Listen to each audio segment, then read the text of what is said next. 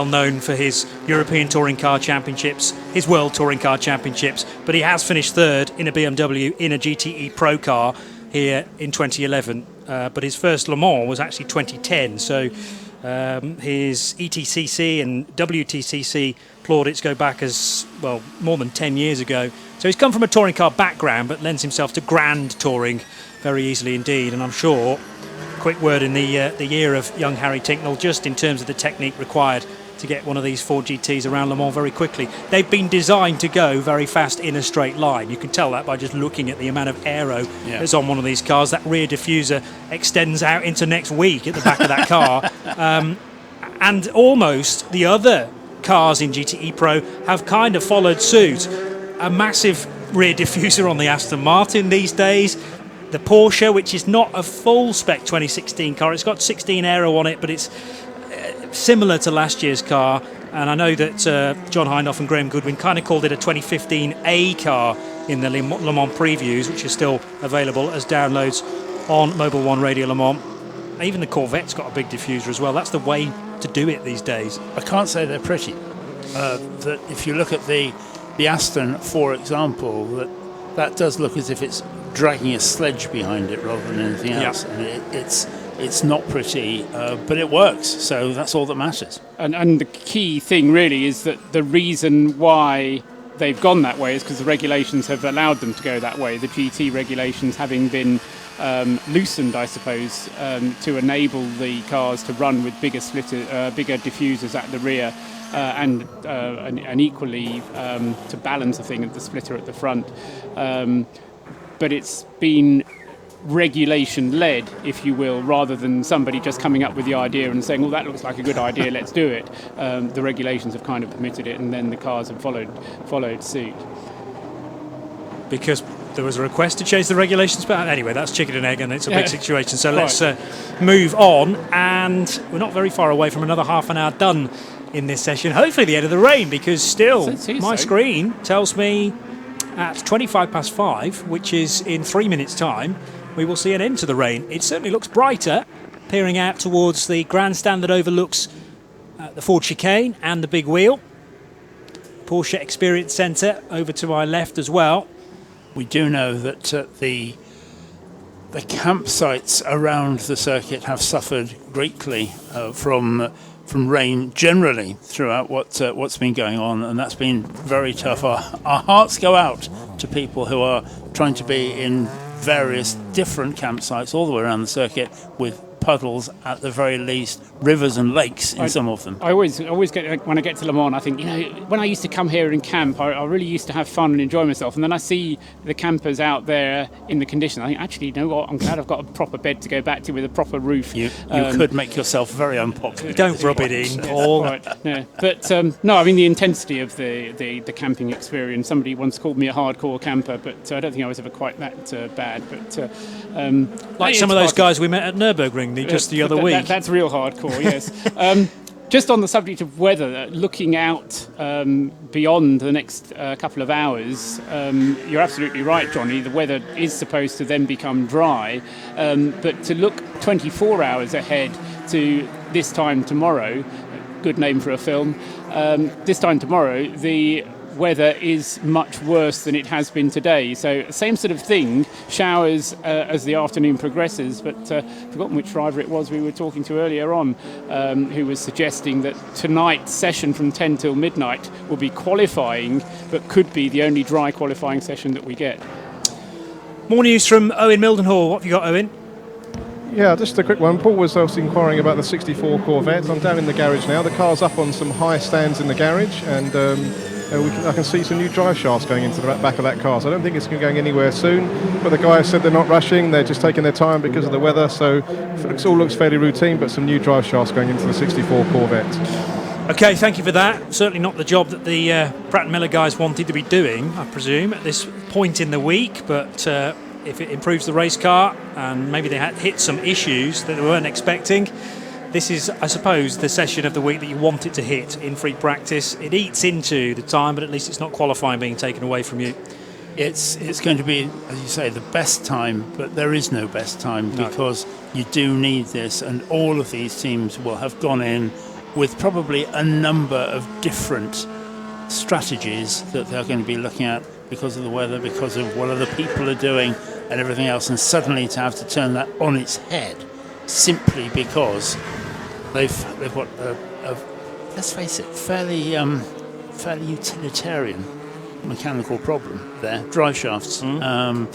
It's not the be all and end all, and it's when we hear things like, we heard earlier on about electrical problems, those kind of things. Those are big issues now. There was a time when if it was an electrical problem, it was probably the starter motor or the lights, because that was kind of all it was.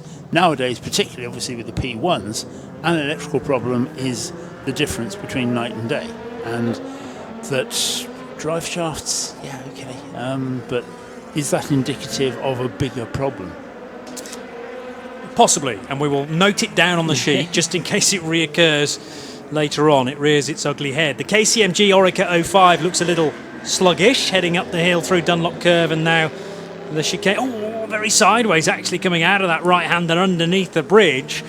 So who's on board the 47? It's Matt Howson, struggling there though for grit on the rear end, running Dunlop tyres, the KCMG. There is well and truly a tyre battle in LMP2 this year, with 3 cars on Michelin. The lion's share of the class are on Dunlop tyres, but nevertheless the cars running Michelins will want to do one over on their competitors. Panis Barthes Competition, the number 23 car in Michelin's, so too the Pegasus racing car and the Krone racing machine, the number 40.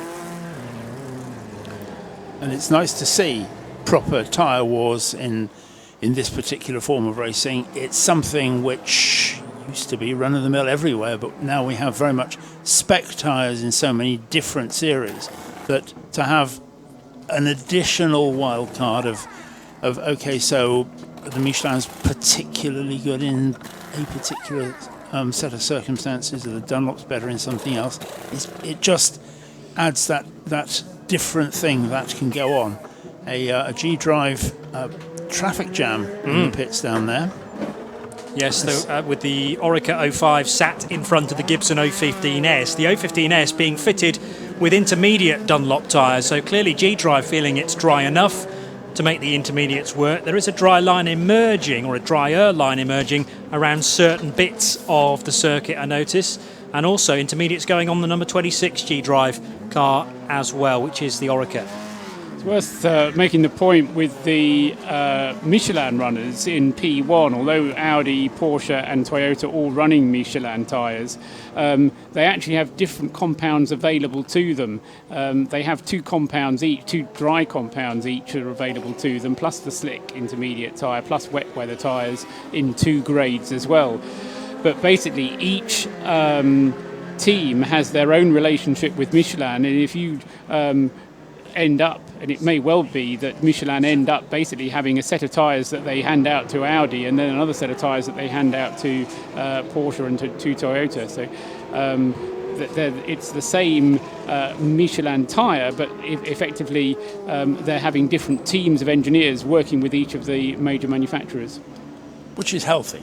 Yeah, absolutely. But it does lead to the opportunity for a team to get the setup exactly tuned to their car, rather than necessarily having to kind of compromise because there is only the one supplier. And so, in the past it has been suggested that, Michelin favours Peugeot, for example, in the old days. But nowadays that doesn't happen. They have their own relationship with the tyre manufacturer.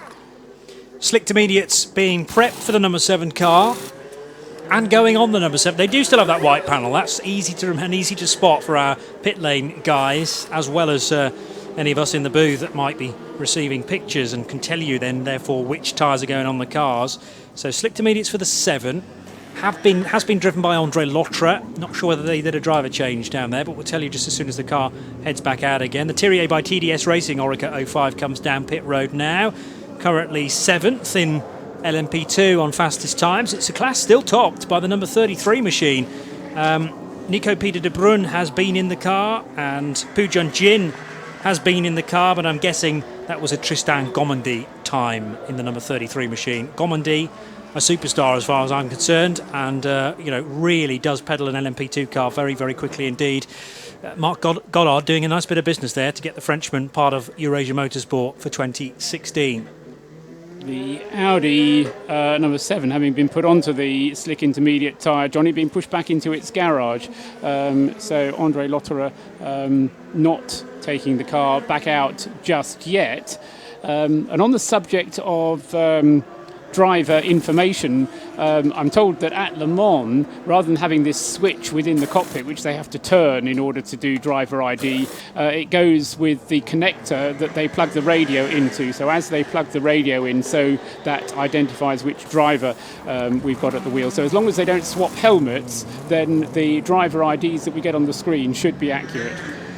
Famous last words. Well, no, that's a very reliable system. Yes, you would hope, provided they don't swap helmets. Indeed, Yeah, which is unlikely, let's be honest. Fabien Barthez has got his helmet on, so expect the former French goalkeeper, former Manchester United goalkeeper, to head into the number 23 car very shortly. Where is 23 in the LMP2s? 1, 2, 3, 4, 5, 6, 7, 8th fastest with Timothy Bouret at the wheel of that Ligier. One of only a handful of cars that is out in LMP2. Another half an hour then into free practice. It's 5:30 local time. Mobil 1 Radio Le Mans 91.2 FM. Here is the latest update in the standings. The hourly update brought to you by IHG Rewards Club, where keeping you connected matters. Had rain over the last half an hour, so not really much improvement. This won't have changed a great deal since, well, a little bit since an hour ago, in fairness. So Ollie Jarvis in the number 8 car, fastest. The 8 car is quickest, and Ollie Jarvis at the wheel at the moment. 3:24.852 the time to beat. Nearly half a second slower is the number 1 Porsche 919 Hybrid. Timo Bernhardt taking duties to drive that at the moment. 3:25.272 is the car's best time. Ahead of, in third position, Sebastian Buemi in the number 5 Toyota, the TSO 50 Hybrid, at 3:25.437. So we have Audi, Porsche and Toyota all represented in the top 3 as we stand. The 7 car being pushed into the garage, as we've been hearing. Andre Lotterer has been driving that of late. 3:25.526, the car's best time. Kamui Kobayashi is at the wheel of the number 6 Toyota, 3:26.211, and Romain Dumas, that number 2 Porsche, currently in pit road, but Romain has been at the wheel of the car of late, at 3:27.242. Then 2 Rebellions, both out on track, one of them doing an outlap, but 12 is quickest. Nicolas Prost at the wheel, at 3:29.3, the car's best time. From number 13, Alessandra Imperatori at the wheel of that car, if you see it heading past you, 3:32.493. And Pierre Caffer's been quickest in the number 4 CLM, at 3:33.232. LMP2 headed at the moment by number 33, Tristan Gomondi's time at 3:40.781. That's 10th overall, ahead of the number 26 Orica. Will Stevens driving that right now. The car's done a 3:41.410. The number 31 ESM Ligier, third fastest. Ryan Diel at the wheel at 3:42.116. GTE Pro, fastest car number 66, from 67, from 68. Well, we haven't quite got the 69 car in 4th position to complete the set, but Stefan Mucker, latest to be at the wheel of the number 66 Ford GT, a 3:55.081. From the 67 Ford GT, 3:55.436. Harry Tinknell doing a more or less a full race stint in that earlier on. And 68 third fastest, a 3:55.928. And then finally into GTE AM, the fastest car has been the number 88 Porsche, the Abu Dhabi Proton Porsche. Khaled El Khabaizi latest to drive that, but it's in the pit lane as we speak, a 3:59.592, the only sub 4 minute time for GTE AM. Second fastest, the number 98 Aston, which is out on track. Matthias Lauda back at the wheel. It's done a 4 minutes, 0.853. And third fastest, the number 50 Labre Competition Chevrolet. Jean-Philippe Belloc, the last to drive it, a 4:01.177 is the car's time.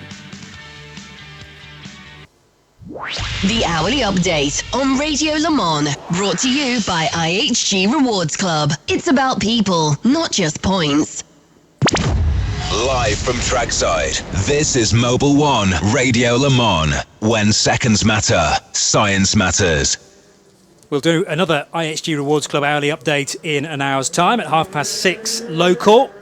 Race performance, Orica coming down pit road now, as did it have an incident, in fact, little bit sideways and almost a skirmish with the 43 Ligier, the RGR Sport car, and just hearing that the number 7 Audi has gone on to, slick intermediates, as we reported.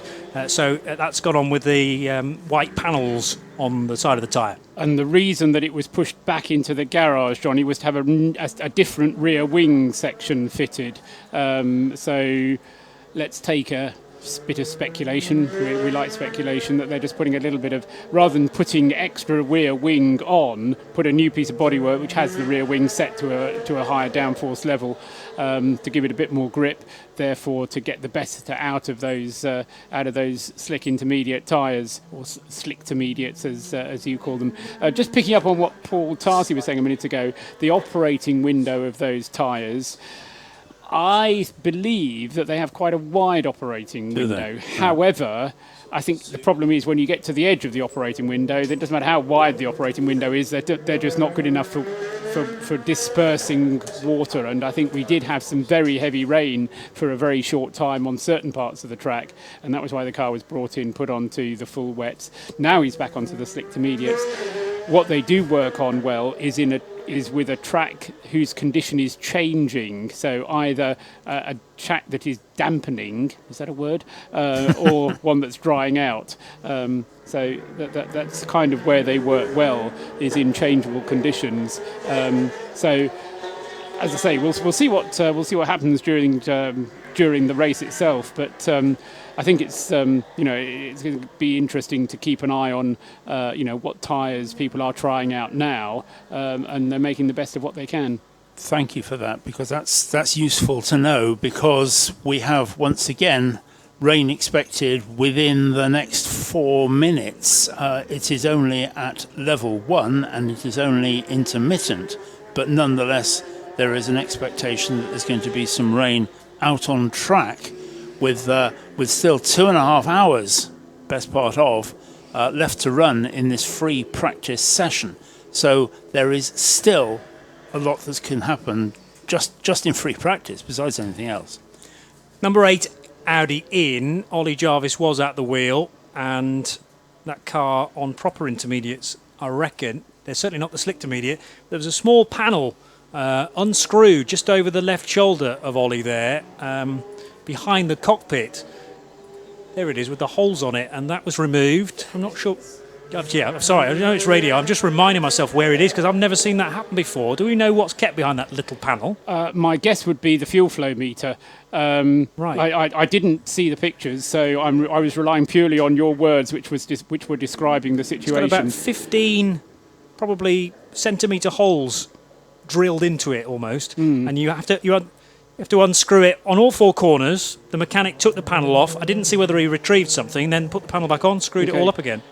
One of the crucial things with the fuel flow meters that Audi had last year, although admittedly they are using a different manufacturer of fuel flow meter this year than what they did last year, but was the temperature of it itself. So the temperature of the fuel flow meter constrained how fast it would let the fuel flow in effect, and that affected obviously how fast the car would go. Diesel tends to run quite hot, and keeping the meters cool was quite an issue for Audi, so I'm guessing that's what it was. But what we'll do is we'll talk to Sam Collins between us, and we'll get the answer to you by tomorrow at the latest. There is a man who will definitely know the answer. To Owen Mildenhall. Hi, I'm standing here in the pit lane with Ben Barker. Ben, your car's in the garage at the moment. Are you just waiting for the conditions to do one thing or the other? Is that what you're waiting for? Yeah, pretty much. We just went out on the wet tyre just to see what the track was like. And when I first went out, it was wet conditions, wet enough for the wet. And then it immediately started to dry up. So I was pretty surprised about that. But it's good knowledge, good information that we can get for the team. Because that could happen, this situation could happen in the race. So we learn as much as possible, but it's too dry now for the wet, so we just sit and have a coffee and wait for it to dry up. And I'm presuming this may be your first experience of the Le Mans in the wet. So what was your first thoughts of this circuit when the sort of tricky conditions? Pretty floaty actually, because it was damp, a little bit wet in Porsche curves and then dry in other places. It's quite hard to really judge the grip level. So yeah, it was just some of those conditions where I couldn't really learn a lot. You know what the grip level is like on this track in the wet. But I'll be fine. I'll get to know it. I'll get the feel for it eventually. I'm sure it will rain at some point in the next 4 days. So yeah, it's all good. Brilliant. Thanks very much, Ben. Best of luck for the rest of the weekend. Done pretty well in Porsche Super Cup in recent years, Ben Barker, and heads to Le Mans for the first time, joined by Adam Carroll and Michael Wainwright in their year-old Porsche 991 spec of a 911 RSR, and running, as you would expect, for Gulf Racing UK in the classic Gulf colours. So look out for that one, number 86. 2 hours and 20 minutes still to go as the G-Drive Oreca works its way out of Tête Rouge through the right-hand kink and down Mulsanne. Also, one of the Aston Martins, number 95, the Dane train, works its way out onto the main straight this time. Dane and Darren. Danish Darren, we're calling him. And that car is 8th fastest, number 95. It's done a 3:57.896. Interesting little battle going on out at the track at the moment. And again, if you're here, then look out for it. They're on the Mulsanne straight at the moment. But Benoit Treluet in the number 7 Audi currently has the Porsche right behind him of... no, it's André Lotterer, isn't it? Sorry, it's André Lotterer and Romain Dumas who are absolutely together in 7 and 2, the Audi number 7 and Porsche number 2. But it's an interesting opportunity for us to see on the track the performance differential between those two. At the moment, André Lotterer holding the Porsche behind him. But I'm looking out at the Ford chicane now, waiting to see them come through at the end of the lap to see if they're still in that same order. Let's hear from Bruce Jones. We've not done that in a little while. You found your way to Rebellion Racing's garage. Well, I thought it was time to check in. Alex Imperatori, you've set the fastest time of the Rebellion Racing cars, but now it's in a funny time on the track. A little bit of rain, and now it seems to be drying pretty quickly. Yes, at the minute the conditions are changing very quickly from one lap to another, literally. We've used all our tires from the slick tires to the inters and the wet. Now we're back on the inters. So it's all about, getting the drivers familiarized with the conditions, understand which tires work in which conditions, and that's what we're doing at the moment. So just preparation for the race. So it's Matteo Tuscher in the car at the moment? Yes, that's correct. We have a little problem with the driver ID at the moment, but it's Matteo in the car. Thank you very much for clearing that up. That was Alex Imperatori. So Rebellion back with a couple of their R1s with the AER engine, normally aspirated, and they're on Dunlop tyres this year. So we have Dunlop and Michelin represented in LMP1, and Alex racing with Matteo Tuscher, as they talked about, Dominic Kreihammer. The other car has Nelson Piquet Jr., Nick Heidfeld and Nicolas Prost. The only teenager in the race is Matteo Tuscher. Okay. Having had some very young teenagers participating in previous years, Matteo is just 19, but he's the only teenager in the race. Useless fact.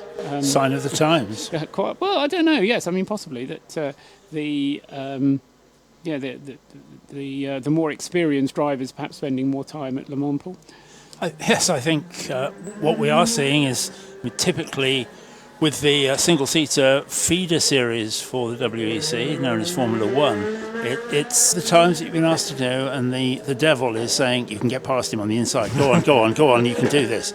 And that they're both as bad as each other, I have to say, because they're both pushing, well, I would say, extremely hard. Yeah.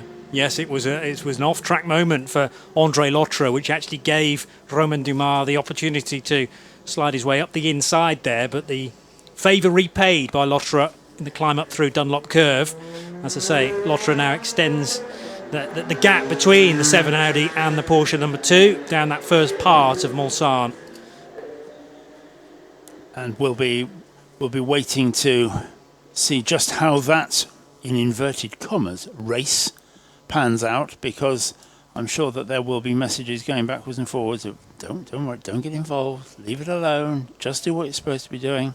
But racing drivers are always racing drivers. I bet they're not. I bet they're saying, Roman, see if you can overtake him. See if you can overtake him.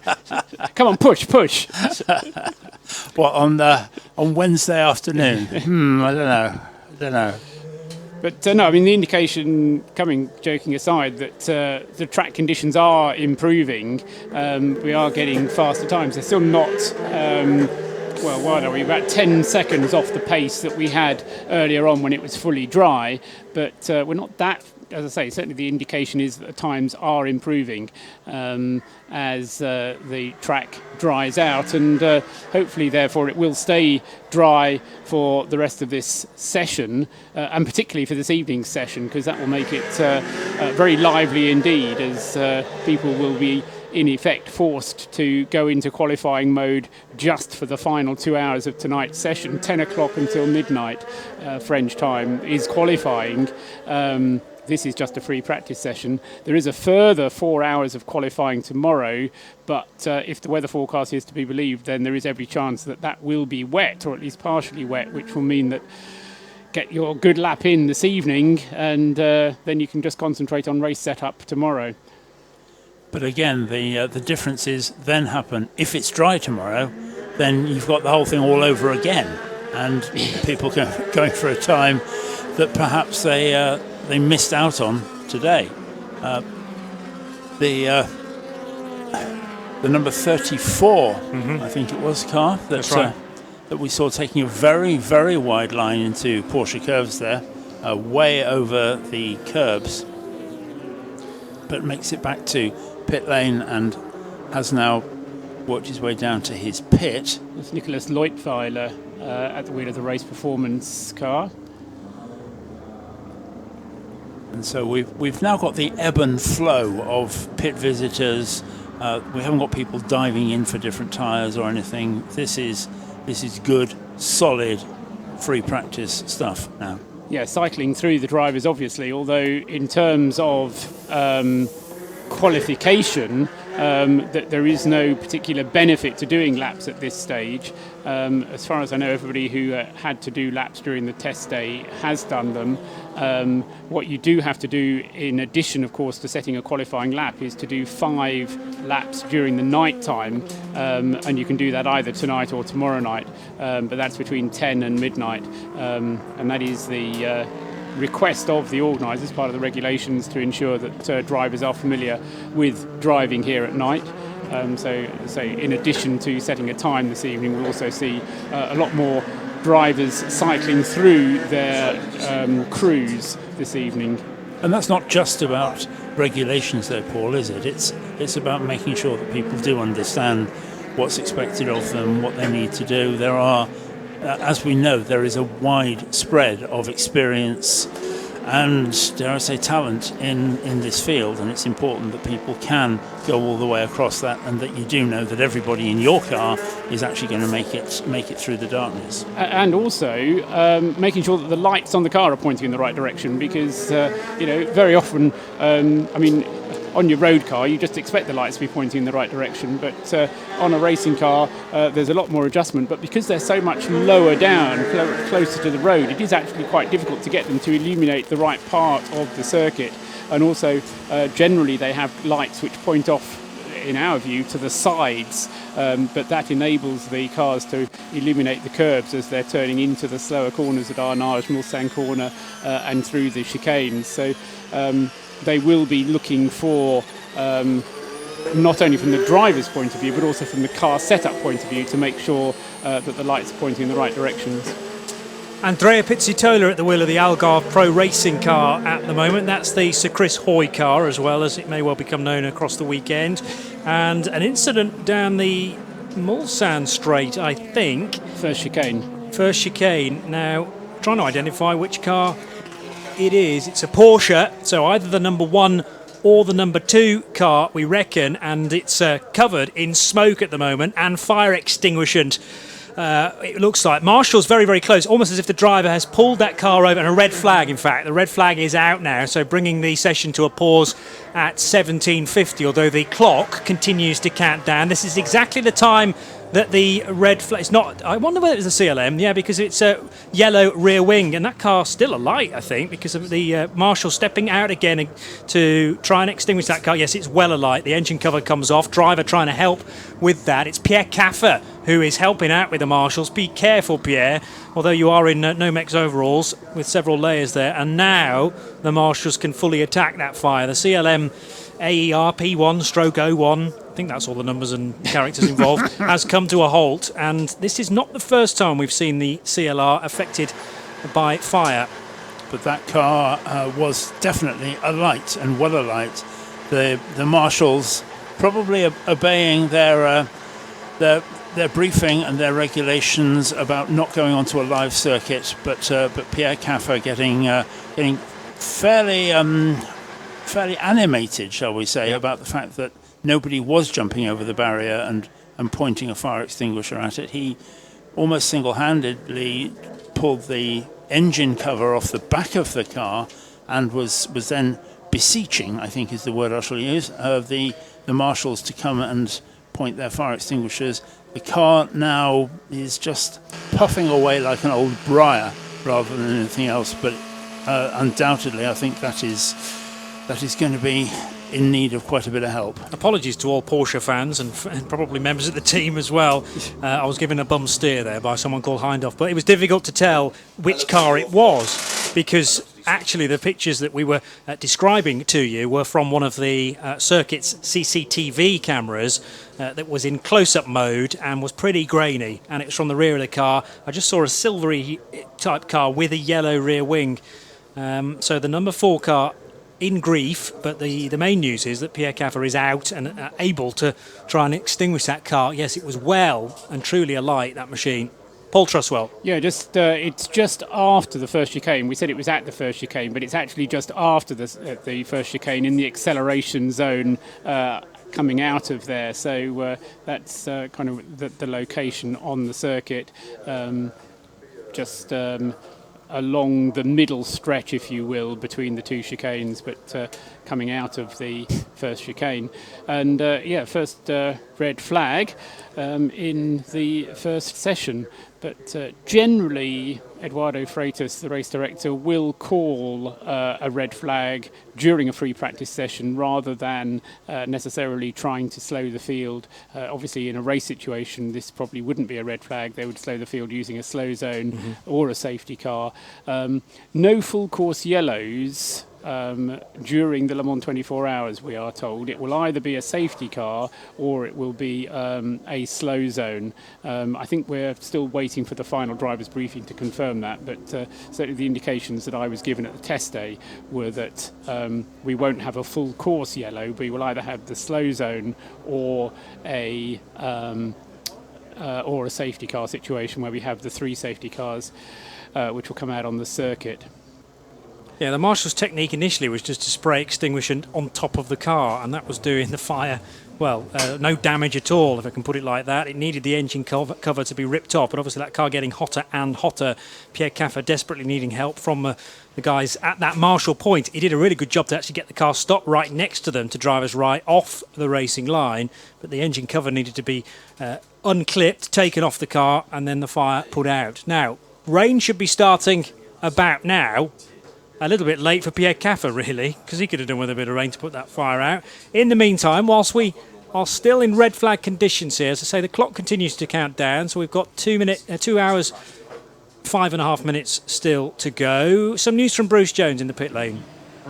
The CLR garage, pretty empty. They've all run out the back, but before one of them went, I managed to find out whether Pierre Caffer had radioed in before he pulled off, and apparently he lost power and then realised the car was on fire and pulled to the side of the circuit. So that's all they can tell us now, but they're desperately trying to work out how to get to the car, what the damage is, and it's a bit like having a big moment in morning warm-up, isn't it?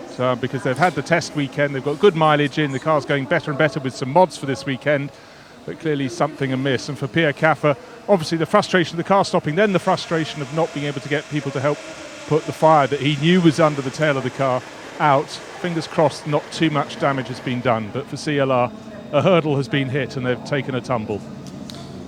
They undoubtedly did that, and you could see that Pierre Caffer had pulled out over to the marshal's post, and absolutely to the marshal's post, to expect them to come to his aid, and that proved pretty difficult for them. Pierre's frustration boiling over, and I'd love to hear the transcript of what he was being said, because I'm sure it would be colourful, shall we say? Yes. Radio well and truly disconnected by that point, so the team won't have had to hear it, but I'm sure he was shouting on behalf of the team, because with every second as that fire burned, more and more of the car was being damaged. Anyway, the rest of the cars that remained out on track to then see the red flags have worked their way down pit lane. The last few stragglers are now home, including the number 5 Toyota TS050, which is immediately fueled, and driver will step out in a moment or two. Swiss flag on the roof, on the top of that helmet for the Sebastian Buemi. That's why. So he's about to clamber out. And who else have we got? Kamui Kobayashi has been driving the number 6 car, but Buemi back home. Jarvis we're still waiting for. He appears now. Yeah, and again, this is, whilst you could kind of expect it to happen, it is still another frustration for all the teams who will be working through various different things. Cars are now very largely being pushed back into their pit boxes for any detailed plans that need to be changed. But we see the Toyota getting a good polish, which is always important, if nothing else. Yes, all 3 drivers of the number 1 Porsche having driven it already, Timo Bernhardt, Brendan Hartley and Mark Webber, and also in the number 2 car, Romain Dumas, Neil Jarni and Mark Lieb have all driven. For Toyota, we've only had Mike Conway and Kamui Kobayashi driving, and Anthony Davidson and Sebastian Buemi driving in the number 5 car. So Kaz Nakajima and Stefan Sarazan are the 2 Toyota drivers who've not yet been out. And for Audi, we're still waiting for Lucas Di Grassi to be given his chance in the number 8 car, and Marcel Fessler to be given his chance in the number 7. But the other P1H drivers have all been out. Straight down to Bruce Jones in the pit lane. Frustration is the expression on the face of Sam Bird, and I'm sure he's not alone up the pit lane. It was wet, but not quite wet enough, and just as it was drying, we've now got the red flag. Yeah, now it's started to split with rain again, so not the ideal conditions at the moment, but we've got some dry laps under our belt and some wet ones, so the session isn't all bad news. Obviously, competition hotting up this year in GTE Pro with Ford's arrival, but how confident is the AF Corsa Ferrari camp? Yeah, we're very happy with what we're bringing to Le Mans and for the rest of the wet campaign. So you can't argue with the pace that we've shown in the first 2 races with 52 points out of 52. But the Fords, the Corvettes, the Porsches and the Astons will all be fast here. Don't you worry about that. And we will as well. So plenty to play for. Thanks very much, Sam. Thank you, Bruce. We are nearing the end of another hour of free practice, but certainly not nearing the end of our broadcast. Paul Tarsi and I will be stepping away very shortly. Does that mean we're stepping out? Stepping out into the rain, potentially. Oh, no, not stepping out together, then. We could do. Well, okay, fine. It's another mealtime, surely, now. Fine, we'll step out then. And it's quite a nice time, actually, to reach this pause in proceedings, because there are circuit vehicles out there just to presumably assess whether the track's been damaged. A medical car as well, bringing Pierre Caffer back, perhaps, just to make sure that safety is the number 1 plan. But he seemed to be leaping around in a relatively healthy manner. So this is 2 hours into the session. Ollie Jarvis, or at least the number 8 car, quickest to 324.852 from the number 1 Porsche. It's done a 325.272. And third fastest, the number 5. So we still have Audi, Porsche and Toyota represented in the top 3. Nearing the end of Paul and I's stint. Nearing 6 o'clock as well on Mobil 1 Radio Le Mans. Back very shortly with a weather update. 24 hours a day. This is Mobil 1 Radio Le Mans. Engineered to perform. Radio Le Mans weather, powered by EcoBoost. So light rain at the moment on certain bits of the Circuit de la Sarthe, and it's feeling like 14 degrees Celsius, in reality 18 degrees, so we are losing a little bit of heat. There are thunderstorms predicted for this evening, and as we head into the nighttime hours, it'll be partly cloudy with a low of 11 degrees Celsius. Ford Performance Weather Update, powered by EcoBoost. Follow Radio Le Mans on Twitter at Radio Le Mans.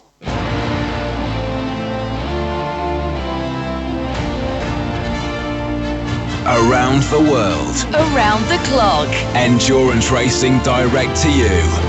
24 hours a day. This is Mobil 1 Radio Le Mans. Engineered to perform.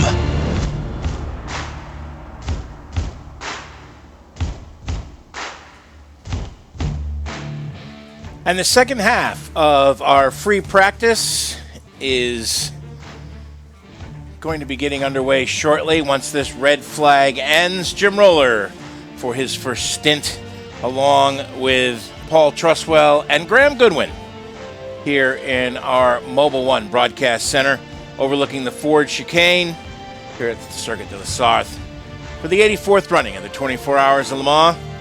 And Graham, this is always an exciting session for me because we've had 2 days of scrutineering, a certain amount of build-up, and now we get finally cars on track.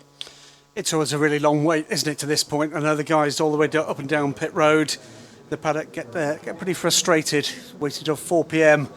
on what's, for very many of them, their fourth or fifth day. They've actually been here full time at the track, and they'll be, I think, a little more frustrated to get a red flag interruption just halfway through. But you could sense, couldn't you, Jim, the frustration with Pierre Caffer there. And I think Paul Tarsi was absolutely correct. That will have been the marshals obeying the instructions they're given. The track was at that stage still live. Right. And Pierre clearly wanted them to attend more quickly. My guess is they were not able to do so in those circumstances. But let's hope the damage to the CLM isn't too serious. I think what worried me slightly about that, it was that the bodywork had to be torn off in such a way. That's brand new bodywork on that car. How much have they got spare? We don't yet know. But fingers crossed we'll hear from guys down in pit lane a little later on what the prognosis is for the number 4 car.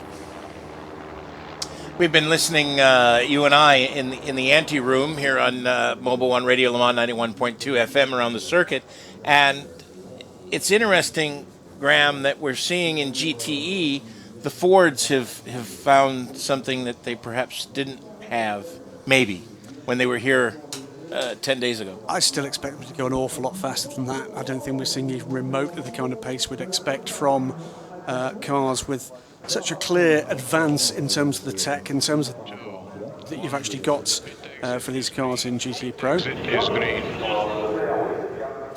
And we are going back to green as we speak. Green flag is being waved.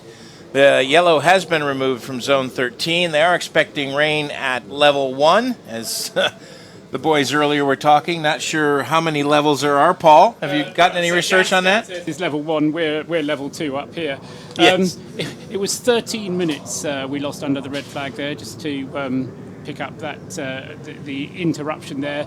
No indication that the session will be extended to compensate for that. It will, instead of being a 4-hour session, be 3 hours and 47 minutes, with the 13 minutes just being lost as some teams anyway were kind of just biding their time. We'd heard from various drivers saying that when it was wet and they'd been through the slick tyre, gone to the intermediate, gone to the full wet, gone back to the intermediate, they'd learned as much as they could learn, and now what they really needed was for the track to dry out again properly, and the forecast suggests that the rest of the afternoon, the rest of the evening will remain dry, so let's just hope that's how it stays. That will also make tonight's qualifying very interesting. Well, exactly so, Jim, especially with the forecast for tomorrow far less good than tonight's session will be. So I think certainly drivers are going to have to assume that tomorrow is going to be wet, get in a good time on the grounds that that could be their only opportunity to qualify in the dry. So back underway, cars heading back out onto the circuit. Oliver Jarvis in the Audi, the quickest time so far, 3:24.852. Any surprises, Paul, so far at the pointy end, do you think? It's hard to say, isn't it? Nothing that's really shocked me. I think I was impressed rather than surprised by the pace of the Toyotas straight out of the box. Anthony Davidson went quickest of all when he set his fast time, and within a couple of seconds of his quickest time from the test weekend, right from the get-go. And what was also impressive about that was the top speed. I'm not quite sure if you could, if you were able to hear that, but the top speeds of the Toyota significantly quicker during this session than they were during the test weekend last weekend. So Toyotas, having changed their bodywork to full Le Mans spec, have gone much quicker down the straight. Let's find out more from what's going on in the Toyota garage. Nick Damon has also done a switch in the pits for his first stint. Yep, with Mike Conway. We were already noticing you've managed to gain a few kilometres down the straight with your new bodywork. What other work has been done since test day? Basically just refining the package we got, really. Just understanding what we had on the test day and trying to get more out of it. So, top speed does feel higher, so that feels good. That will help us overall lap time around here. So, yeah, just tricky conditions at the moment.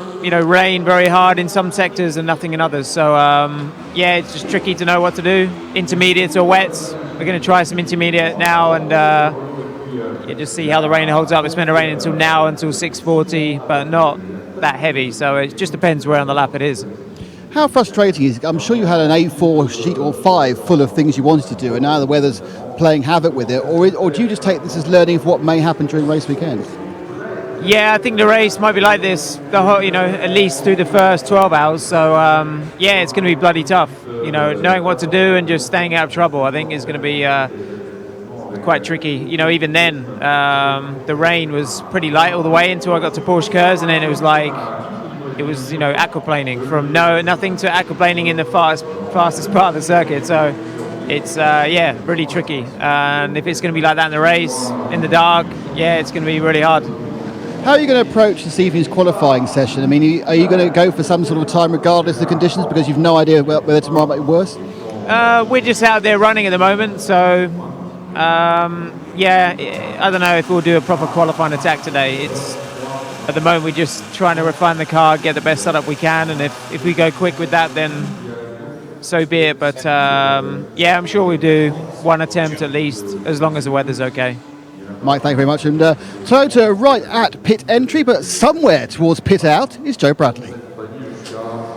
Pit out, but somewhere in the middle bit. I'm intrigued as to what went on at Corvette with regards to the drive shafts, and I'm sure a man that knows nothing about this, because he's a racing driver, is Jan Magnussen. Jan, I'm sorry to wake you up, mate. I know you're having a little nap there, it seemed. Do you know anything about the drive shafts that have been replaced on one of the cars? No. No, I thought not. I did say that you were a racing driver and you don't concern yourself with that. Tell me, what... No, we haven't changed anything. On the other car? No. Ah, right. Somebody reported that you changed drive shafts. I thought that was very odd. Jan, what's this practice session all about? Are you honing the car for a qualifying run later? Well, right now we're just trying to wait for the track to do one thing or the other, so we can actually test some stuff. So for us at the moment it hasn't been very productive. Pretty much we're just doing system checks, and now it's raining again, so we can't really test anything. So right now we're just sitting around, cars out on track, getting a feel for the place, but pretty useless right now. So tonight, the forecast is it's not going to rain anymore, so tonight's going to be a completely different session. Yeah, so tonight we can get into trying to tune the car, maybe go for lap time as it is qualifying, but right now it's more important to get a good read on the car and try to develop the race setup. And Jan, you must be really looking forward to this year after what happened last. Just to remind the listeners on Radio Le Mans, Jan, you had a huge shunt and the car was written off, and you didn't actually take part in the Le Mans 2015, so you must be very excited about this week. Oh, for sure. Last year was Well, it was really, really difficult to accept, but these things happen. I've been here since '99, and that's the first time I haven't participated in the race. It's the first time Corvette hasn't started with 2 cars in the race. They still ended up doing really well, the one with the other car, so mission was accomplished. But being back here is fantastic. Can't wait to get going, even though it is a little bit of a difficult start right now. But it's fantastic being back. This, standing in the garage here waiting for the first session to start is always a special moment. And you hear all the cars firing up and going out onto the track. This is just a practice session, but it's still, man, we're really going now. It's fantastic. I know. I can tell the way you were dropping off to sleep there. You're really going. Thanks, Jan. Best of luck. Got a lot of competition in the GTE Pro class, the Corvettes. The other big American giant is here. Very exciting stuff, isn't it? Certainly is. Joe Bradley, Jan Magnussen, the 42-year-old, 17th Le Mans. He's had 4 wins, 7 podiums, but last year, as he was saying, had to miss. That was quite a shunt last year. Huge drama, and of course we've got all 5 C7Rs that exist, GTE spec cars here this weekend. The 5th car is the exhibition piece in the Americans at Le Mans exhibition, and that car would come into service if required. A little bit of drama out in the circuits, as we're hearing from Jan just then. The number 55 Ferrari suffering a right rear puncture, made it back to pit lane as Duncan Cameron on his outlap in the very green car. I think Nick is there. Yes, the sort of thing trundling past in 55, as you say. It's looking like they have escaped the worst of the damage that can be caused by the loss of the tyre. He's driven very carefully, didn't come off the rim, and looking at the wheel arch, which the mechanic is currently doing with the big bright light, it actually seems all to be in one place. So well done, Mr. Cameron. You have driven that sensibly back to the pits. You get 5 extra bonus points and a chance to go out again. And the puncture itself, Nick, seems to have happened coming through the Porsche curves, although we did get information about a yellow flag as well around the Indianapolis Arnage, which might have been linked to that incident as well. Just going back to Jan Magnussen, he's actually the 2nd most experienced driver here. You mentioned that he's had 17 previous participations. The 2nd most experienced of all the drivers here, the most experienced being Emmanuel Callard. Exactly. It's his 22nd consecutive race. Consecutive. Can you imagine that? It's ridiculous, isn't it? 2nd in his first ever race here back in 1995, and got pole position, and has come back 21 times again, and hasn't quite matched that 2nd place. What a record. Now, we do have rain on the circuit. Let's not forget that, fellas. And it's telling us on our scoring monitors that we should get rain for the next hour and a half. For the next about half an hour. Yeah. Just a little bit less than half an hour, as we're just a little past, about 12 minutes past 6 o'clock here at Lassar. Level 1, which really kind of just means a light rain, and that's all we're seeing on the windscreens and that sort of stuff. Many of the cars aren't even running their wipers at this point. Also a note, the 64 car must pit to fix its telemetry issues, and he just did that. 2nd time that car has had that warning, so yes, it's slightly worrying, but the telemetry critically important, not just from the point of view of the team, but also from the ACO, who needs to be monitoring constantly what goes on, not only at the wheel of those cars, but coming from things like throttle position, brake position, steering inputs, and all of that gets sent back to the ACO. And we had quite a lot of that at the test day as well, with cars with telemetry issues, with timing transponder issues. Not something we see very often.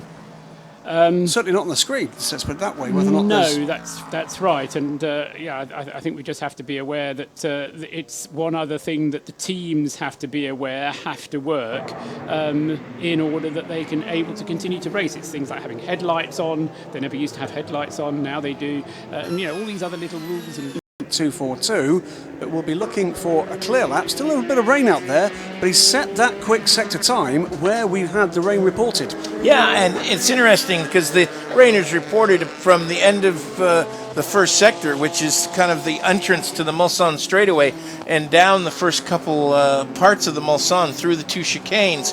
So it'll be interesting, but he goes blue at a 78.1, so certainly he's not bothered. No, it doesn't seem it. It's not heavy rain. No, it's not. It's we really should challenge the. Did we establish whether or not it's levels 1 to 10 for rain, or no? I don't think level actually, 1 manageable, level 2 disastrous. No, we I weren't don't quite think we sure. actually got to the bottom of that. But certainly, part of the rain that we had in the earlier session, I say the earlier session before the red flag came out, was quite heavy. It wasn't intermediate stuff. It was proper wet tyre rain. So my guess is that it's at the most 2, possibly 3, in terms of heavy rain. But I will make it my mission to find out. Possibly during the break, because we do get a break after this session before we get to qualifying. They're too good to us, aren't they? They really are. We're all of a sudden getting the timing screen, particularly in LMP1, Jim, lighting up with quick sector timers from both Porsches and one of the Audis. Yes, Lucas Di Grassi going purple at a 32.3 in Sector 1, just 1/10 quicker than what we saw from Romain Dumas in the Porsche number 2. Waiting for Dumas to come through at the end of his lap. Here he comes. Very close to it. That's one of the ESM cars. Yep. Can't confuse you from some There angles. he Here we go. There comes. He was right behind him. He was. So 6th fastest before the last time around is not improved upon. Well, he improved his best time, 3:26.941, but he's still 2 seconds slower than the quickest time, which was set by Loic Duval earlier in the Audi number 8. Yes, I just wonder whether the rain might have actually helped in some sense, because one of the things that drivers always complain about during this first free practice session is the track is always very, very dirty from the various activities that have gone on. Those sections of it that are road circuit have got various bits of road detritus on it, oil, and then there's just the general kind of detritus left on other parts of the circuit, even if it is permanent racetrack.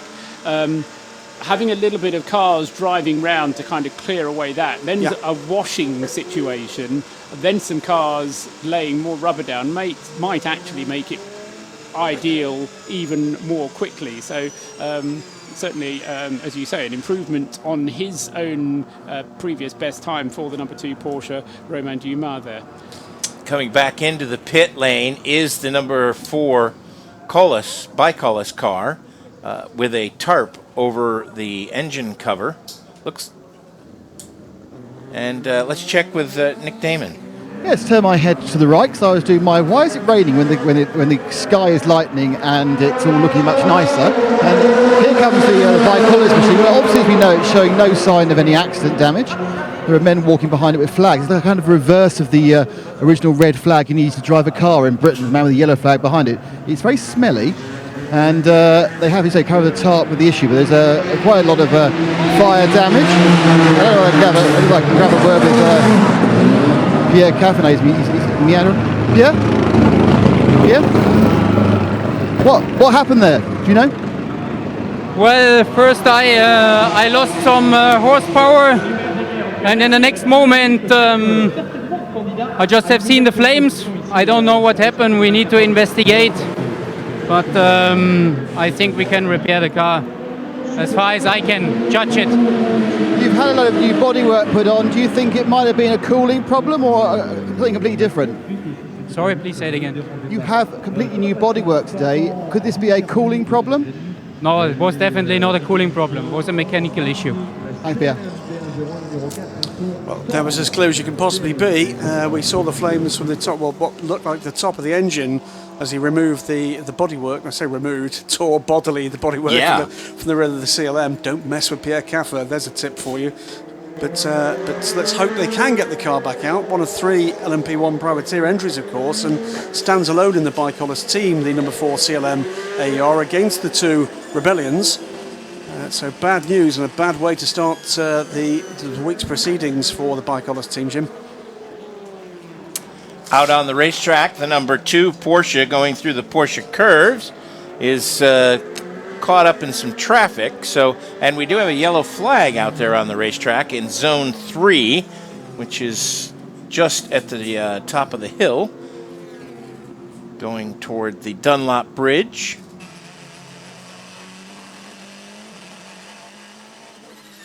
So the Porsche number 2, after being slowed by traffic, has been brought to the pits by Romain Dumas.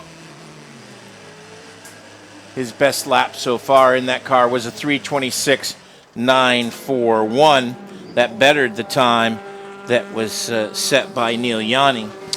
Loose bodywork out on circuit from the number 48. That's the Murphy Prototypes, the Gas Monkey Garage liveried car, and the pod around the right front right headlight front of the car. Mark Goosens at the wheel at the moment. Mark Goosens at the wheel, and that car, it may well be that Mark's had a bit of a moment there. Oh, he sure did.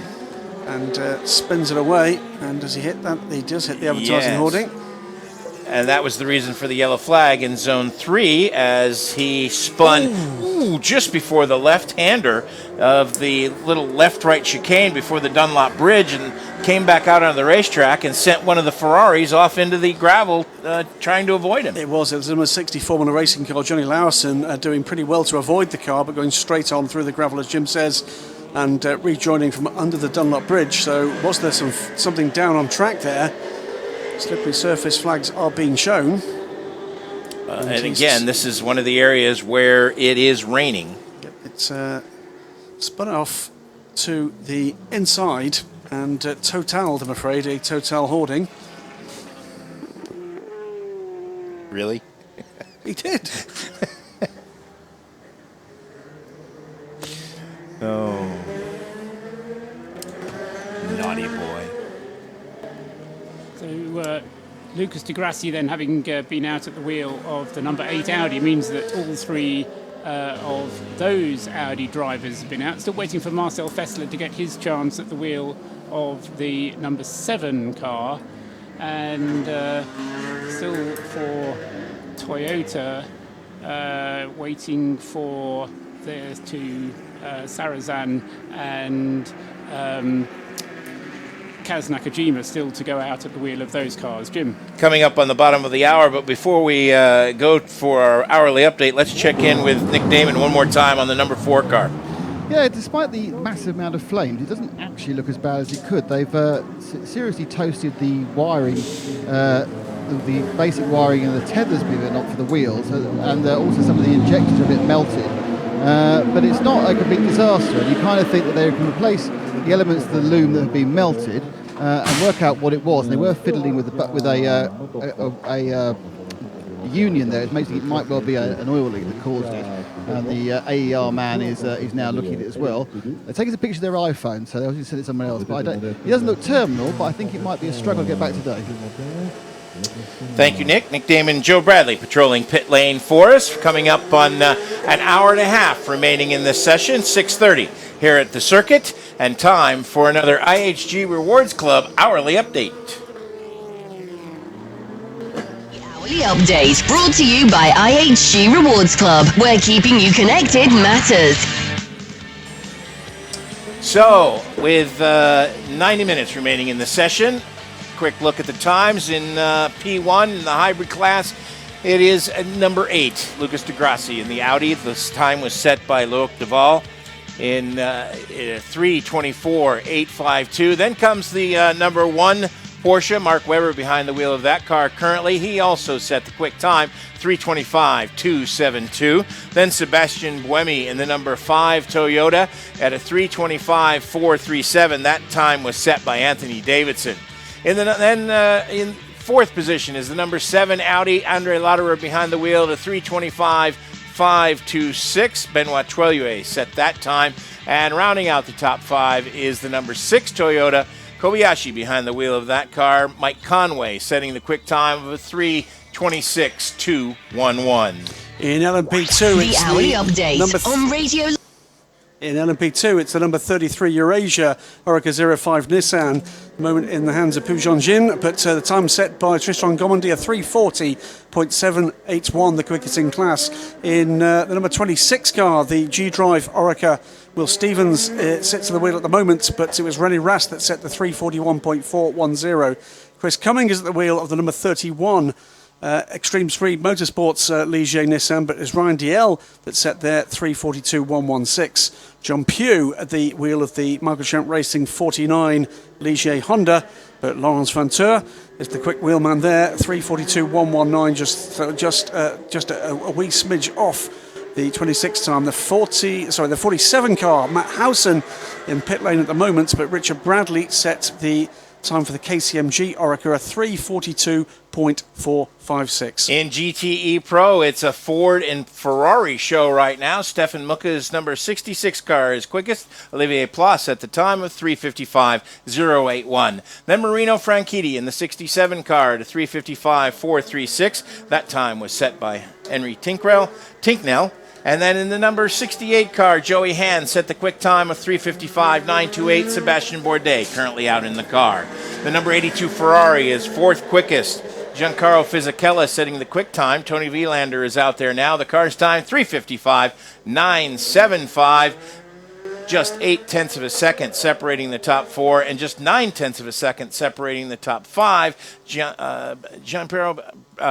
Bruni, sorry about that, in the number 51 Ferrari at a 356.022. In GTM, it's number 88 Abu Dhabi Proton Porsche, hands of Khaled Al-Khabazi at the moment, but it was Pat Long that set the only time in the session so far in the class under 4 minutes, 3:59.592. It's almost 1.3 seconds clear of Pedro Lami's time in the number 98 Aston Martin Racing V8 Vantage GTE. Paul Delalana sits at the wheel of the 98 car at the moment.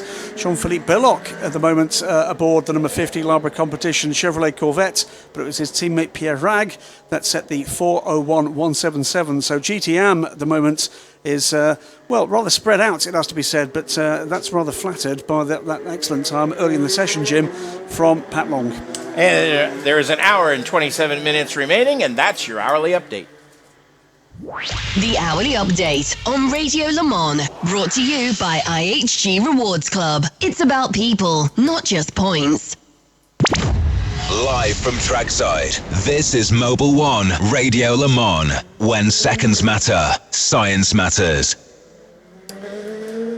Jim Roller along with Graham Goodwin, Paul Truswell here in the Mobile One Broadcast Center.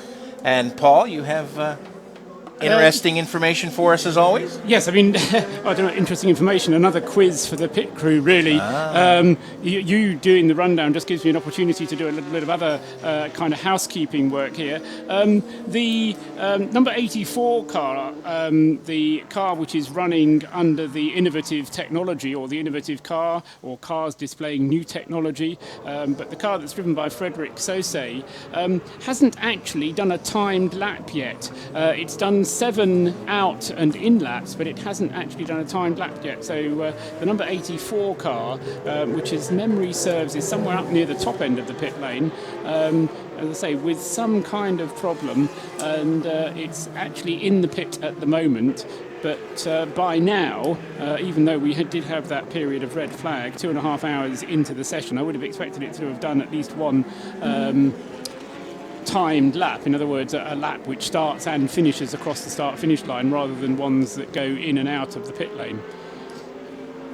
Apart from that, though, we have had all cars out and doing times. So we've had a busy session thus far. 60 of the cars in the entry list, and as I say, 59 of them thus far have set the time. Maybe we can go down to the pits for some information on that at the moment. Let's let's check in with Joe Bradley. He has info on the 48 car, which has made it back to the pits. Yeah, and made it barely back to the pits. He came crawling up. I'm talking about Ben Keating, of course, the driver who was at the wheel of the Murphy number 48 Murphy prototype. The Gas Monkey liveried car now, new for this year at Le Mans. and it's now in lime green rather than the Irish green. But Ben's obviously had enough. There was a flat spot on his tyres, intermediate Dunlops on the car, and he could barely get the car up pit lane. It was running barely on tick over. He came in doing about 5 miles an hour and then into the pit slot. Slight damage on the nose of the car. It's the carbon fibre front end, the front splitter, which is pretty much takes up the whole of the nose on this Oreca, and then you've got the top part of the bodywork that forms the nice bit, the aesthetically pleasing bit at the front of the car. It looks to me as though he's just gone off into the gravel, and the gravel's done the damage to the carbon fibre nose section, and very slight damage. I would imagine that will be repaired quite quickly by the team. Ben at the back of the garage. We'll get an inside story on this. I'll put him on the spot and find out just what went on out there. But in fairness, changeable track conditions pretty much changing by the minute now, aren't they? Without a doubt, and that's got to be catching people out, because when he went off the racetrack was right when he probably the first time went into that part of the course, zone 3. Absolutely. There was a slippery surface flag there, whether or not that was before or after Ben Elliot's moments, to the inside. Whacked that. They are pretty hefty, those polystyrene advertising boards. And apologies to Mark Goosen, because we put him in the car for that, and it was actually Ben. Fine. I thought that was Ben's helmet, but I wasn't 100% sure. It was, I think, that initial impact with the polystyrene that's probably done the damage. It may just be as simple as one fastener, actually. And these things, of course, are fitted for quick release, but one hefty whack is sometimes all it needs. So I would hope we're going to see the 48 Oreca 03R back out and running reasonably quickly. We'd heard already, I think Shea Adam caught up with Greg Murphy earlier in the weekend to talk about potential plans for next season. He's a man in some demand at the moment, having not decided which of the 4 chassis manufacturers he's going to go with. That will be a common theme through the week. Who's staying with what. That's how my father used to deal with me a lot. One hefty whack. And seemingly out of nowhere, we've got an improvement at time, and it's gone to number 5 Toyota Jim, and that has gone second quickest. Sebastian Buemi going through at a 3:25.223, just 0.3 of a second, 3.371 seconds behind the number 8 Audi now. They would have been encouraged by something we saw on the screens just 2 or 3 minutes ago that said no rain for 30 minutes.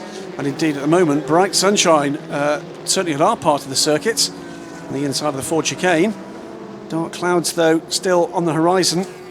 And I don't think we're quite done yet with the moistness that's afflicted Le Mans for all the time that I've been here. I've been around since Saturday this week, and we've had at least showers, and at times rather more than that.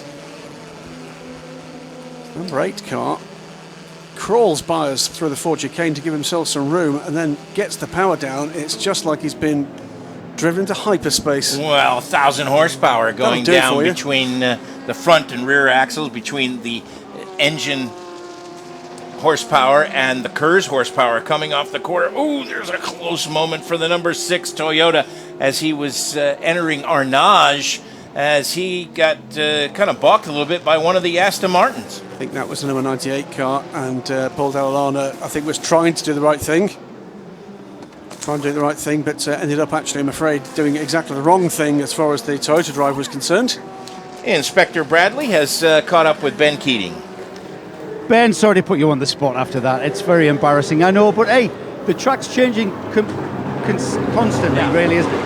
Yeah, no, it's no problem. I don't mind talking about it. I mean, the track changes so much every single lap. It's a long lap, and so you never know what you're going to get when you come around.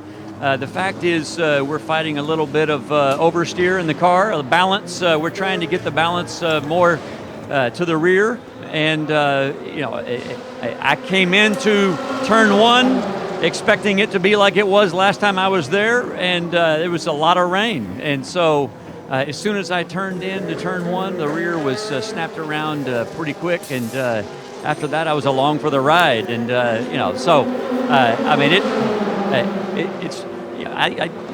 I don't feel like I necessarily, I don't feel like I made a mistake of any kind. It's just a matter of having a car that wasn't very easy to drive, combined with the fact that it was really wet when we came around there. It looks okay right now, but that moment it was really wet.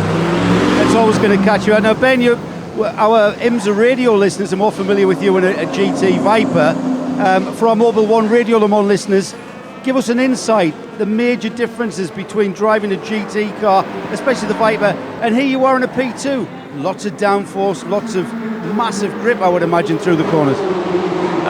Well, a P car in these conditions may not be much different, but the difference is just it's crazy the amount of speed you can carry through a corner.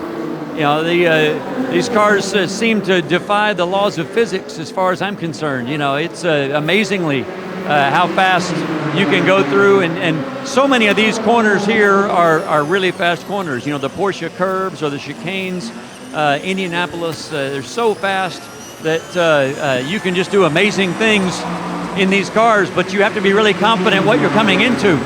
And you know, that's what I just told the guys. You know, they said, "Hey, do you want to go back out?" And I said, "You know, we're working on setup. You know, I don't need more time in the car. We're working on setup, and you know, I don't have confidence right now going into a corner because I don't know what conditions are. And so it's pretty tough to set up a car right now. But we only have a little bit of time before qualifying starts. And the fact is, we have 3 different 2-hour qualifying sessions. Tomorrow's weather looks pretty questionable, so we feel like tonight's the night you're going to get it done. So we're trying to set up the car for qualify tonight so that if conditions are really bad tomorrow, we can just leave it in the garage. And who is going to be qualifying the car? Are you all going to have a go? We don't know yet. So we're also going to focus on getting our minimum 5 laps in tonight. So all 3 of us are going to do 5 laps and see who's quickest. I love it. I love it. No pressure. That's right. So there is no qualifying. Everybody's qualifying. Great stuff. Thanks for talking to us, Ben. Great to talk to you. We'll talk to you no doubt further on in the week when hopefully in better circumstances. Yeah, sounds great. Thank you. Thanks, Ben. Right now out on the racetrack, Mark Lieb is putting on quite a show. He just a lap ago set a new second fast time of 3:25.186, just 0.334 of a second behind the number 8 Audi, but he has got a race car that looks diabolical. He's been the front end is all over the place on that race car. Squirreling is the work. Squirreling is the squirrely back and forth. He is really working hard to get time out of that car. I feel privileged to be in the booth at the moment because I think that was the first time we've ever heard a driver not make an excuse for an issue. That was brilliant stuff there from Joe Bradley and from Ben Keating. Another quick time through, and this time it's in GTE Pro, and it's Gianmira Bruni. Jimmy Bruni up into 3rd place now in GTE Pro in the number 51 Ferrari, the AF Corsa 488 turbo powered car on a 3:55.816 now, 7/10 off the quickest time of the session. And it's tough out there when you've got 1,000 horsepower to play with. And the track's damp going through the Porsche curves, and you're trying to go around a slower Ferrari. It's all you can handle. And Mark Lieb using all of the road on the Mulsanne straightaway now, flat out, as fast as that car will go until he gets to the chicane.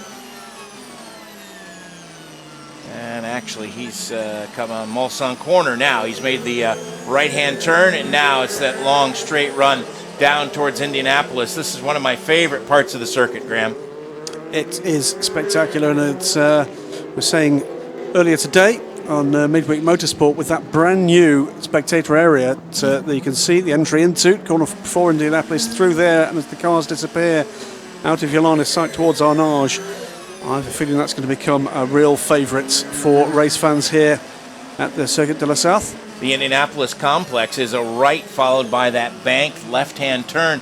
And the right-hand turn, they don't even lift for anymore. You might have heard in the background the onboard audio as the car is spooling up, both the hybrid system and the engine gives it a very distinct whine as Mark Lieb went through Indianapolis, then went through Arnage, and now on the brakes for the first of the Porsche curves. The right, the left, the second left. On the brakes for the right-hand turn. And then exiting the Porsche complex coming up on two slower cars. This is a tough spot to get by as he takes the left-hander before the hard on the brake shortly for the Ford chicane.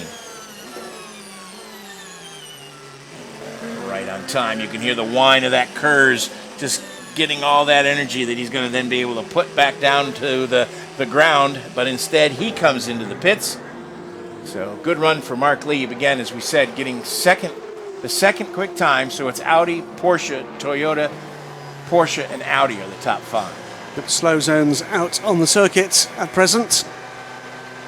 Around the area of the first chicane on the Mulsanne straight, and that I think is due to there being some debris on the circuit that is being removed by marshals. So this is an ideal use of the slow zone because drivers can't be trusted to obey yellow flags sufficiently, and if you're going to get marshals onto the circuit just to remove a bit of bodywork or possibly a cone or something like that which has been knocked off and put onto the racing line. So a good way of using a slow zone and getting the drivers used to how they're implemented. And we're told the slow zone will end very soon indeed, 20 seconds before we go back to full green running.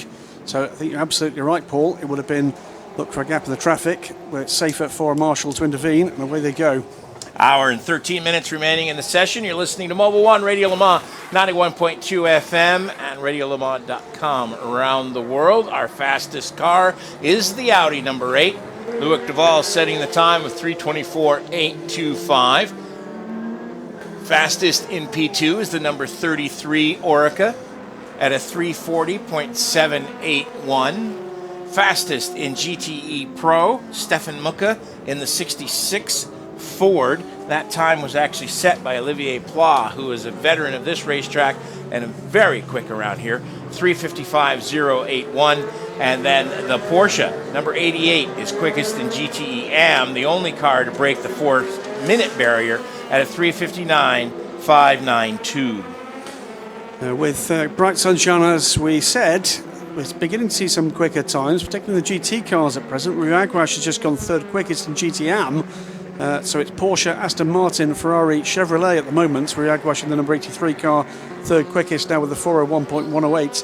But still way off the times we saw at the test day. The top of the field, 3:24.852, the quickest today. That compares with Lucas Di Grassi's time of 3:21.375 at the test day just over a week ago, and the 2015 pole time, which Neil Yanni says that can be beaten this weekend, guys, a 3:16.887. If we get a dry session tonight, you might just see that time go. It'll be cooler, the air will be a little thicker, get a little more horsepower, maybe 1,000 and 100 horsepower. Yeah, it's an interesting one to call that, actually, because I don't think that last year's pole time is going to be bettered. I think that the fastest race lap might be bettered, and indeed that was the fastest ever race lap last year, but I just think that to better that pole position, the restriction on fuel, because remember they're having to use considerably less fuel per lap and indeed per second, in terms of their amount of fuel flow that's allowed to go through the engine. Sam Collins' famous rate of drinking beer, that is limited by around 7.5% on what it was last year. So I won't be shocked, but I don't expect last year's pole time to be beaten. And part of the reason for that is that they're only going to get tonight to do it, because tomorrow will be wet. And I think part of the reason we've not got down to even the test day times yet is that the track has only had 2.5 hours of dry running, and we haven't really been able to get down to the times that would be run were we in a racetrack as at the test day where we'd had 8 hours of it. A year ago, it was Porsche driving to victory. Earl Bamber, Nick Tandy, and some Formula One guy. Nico Hülkenberg. Nico Hülkenberg, of course. They were the champions.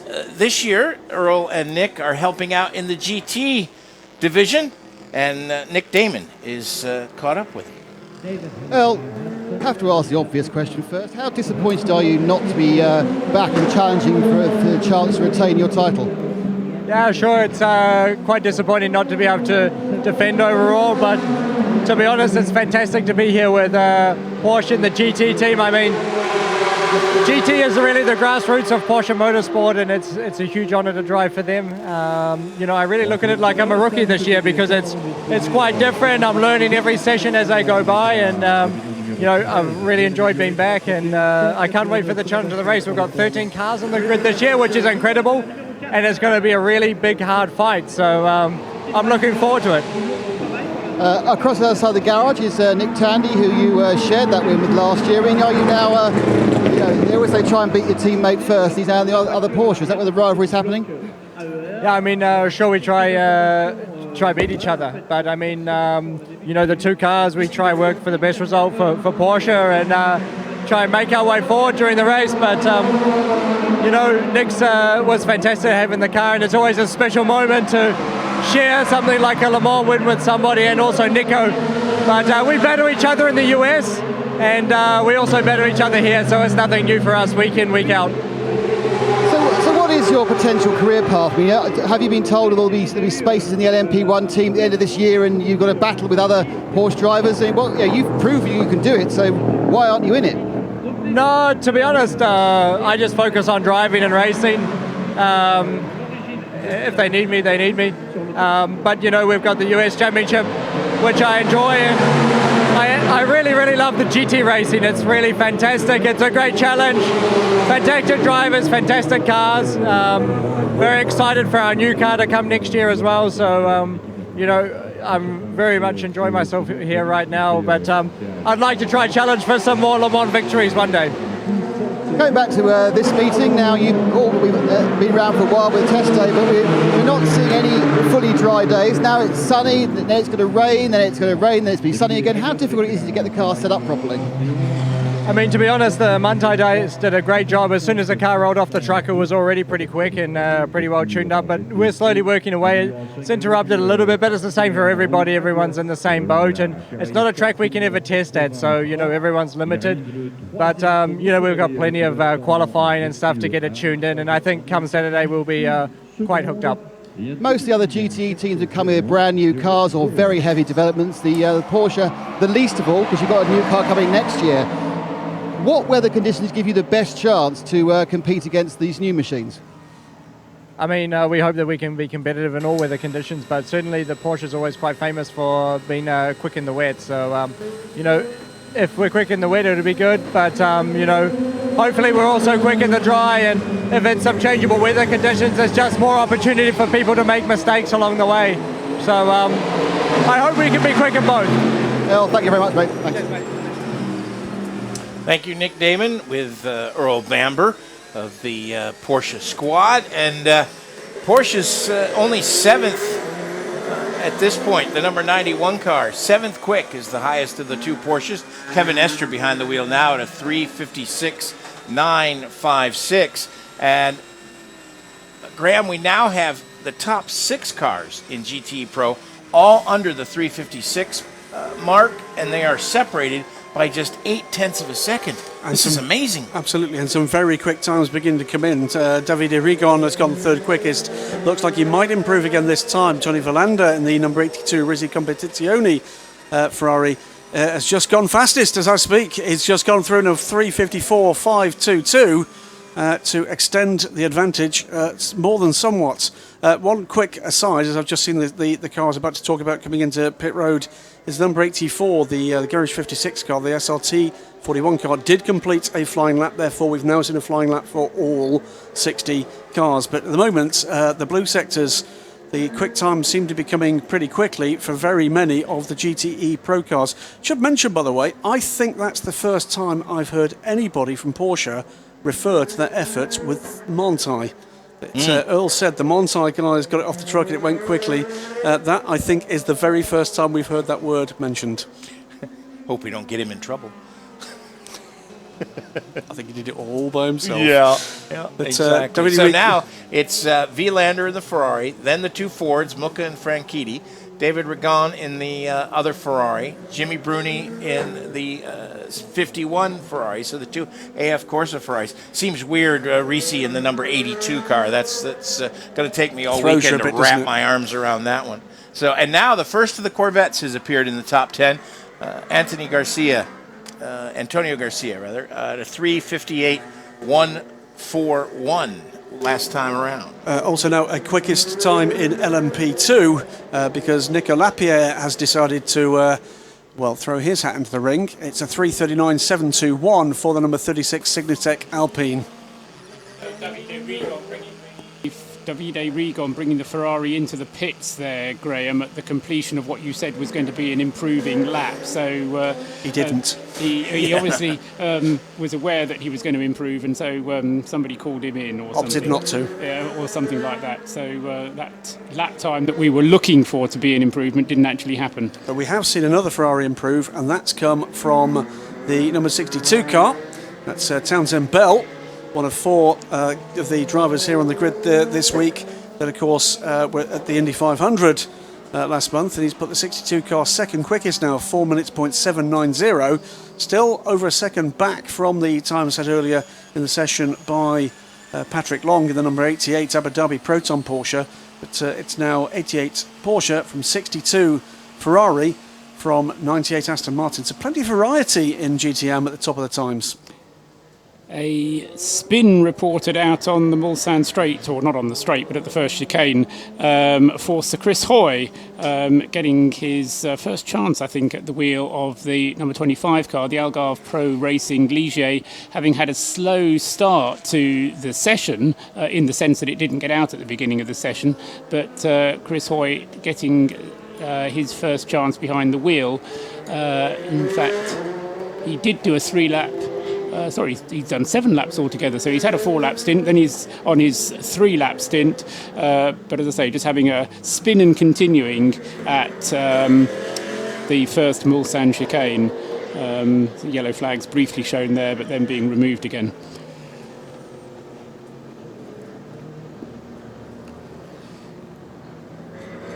Coming up on 1 hour to go in the session. Things are 71 car back out on the racetrack. 82 car continuing to circulate with Tony Vilander behind the wheel. It's shaping up, this. It's shaping Yeah, up. We're that's beginning to see the pace come from very many of the cars we expected to get that pace from.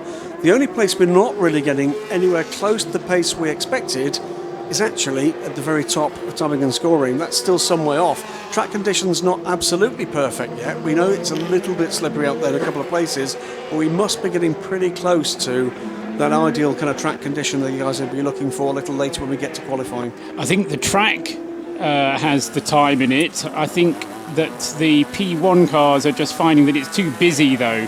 I think that's the kind of trigger, if you will, that they're just... then there isn't that clear track to be able to go and set the ultimate lap, and that's where beginning of the qualifying session at 10 o'clock this evening, I bet there's going to be a pretty big queue up at the front coming out of the pit lane at 10 o'clock. So if you're planning on a dinner, make sure you're back at the circuit for the start of the qualifying session, because the light will still be there at 10 o'clock this evening. Sounds late, but there will still be a bit of light around, and it'll be dry, and if you're first out, you'll have a clear lap-ish. And that first hour almost is the equivalent to what we see at Indianapolis with the happy hour at the end of the day. The air is a little bit thicker, it's a little bit cooler, make a little bit more horsepower, and as you say, if you can get that clean lap, we might see some quick times early. We have in the past. Indeed, and we've also seen, not necessarily at the... Well, no, we have seen it in... I seem to remember Stefan Sarazan having set a very quick lap at... Very late. couple of minutes before midnight, having set what turned out to be a pole position lap in a similar situation here, where the Thursday turned into a wet qualifying and the Wednesday was the one where pole was eventually set. We won't know, of course, at the end of this evening's session, because I'll have to wait until the weather on Thursday to find out. And you'll hear it all live here on Mobile One Radio Le Mans. Live from trackside, this is Mobile One Radio Le Mans, engineered to perform. Radio Le Mans weather, powered by EcoBoost.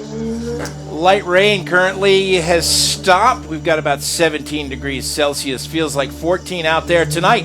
Down to 11 possible heavy thunderstorms overnight. We've got some storm clouds building, but they're saying no more rain tonight, so it'll be great for qualifying. This is your Ford Performance Weather Update, powered by EcoBoost.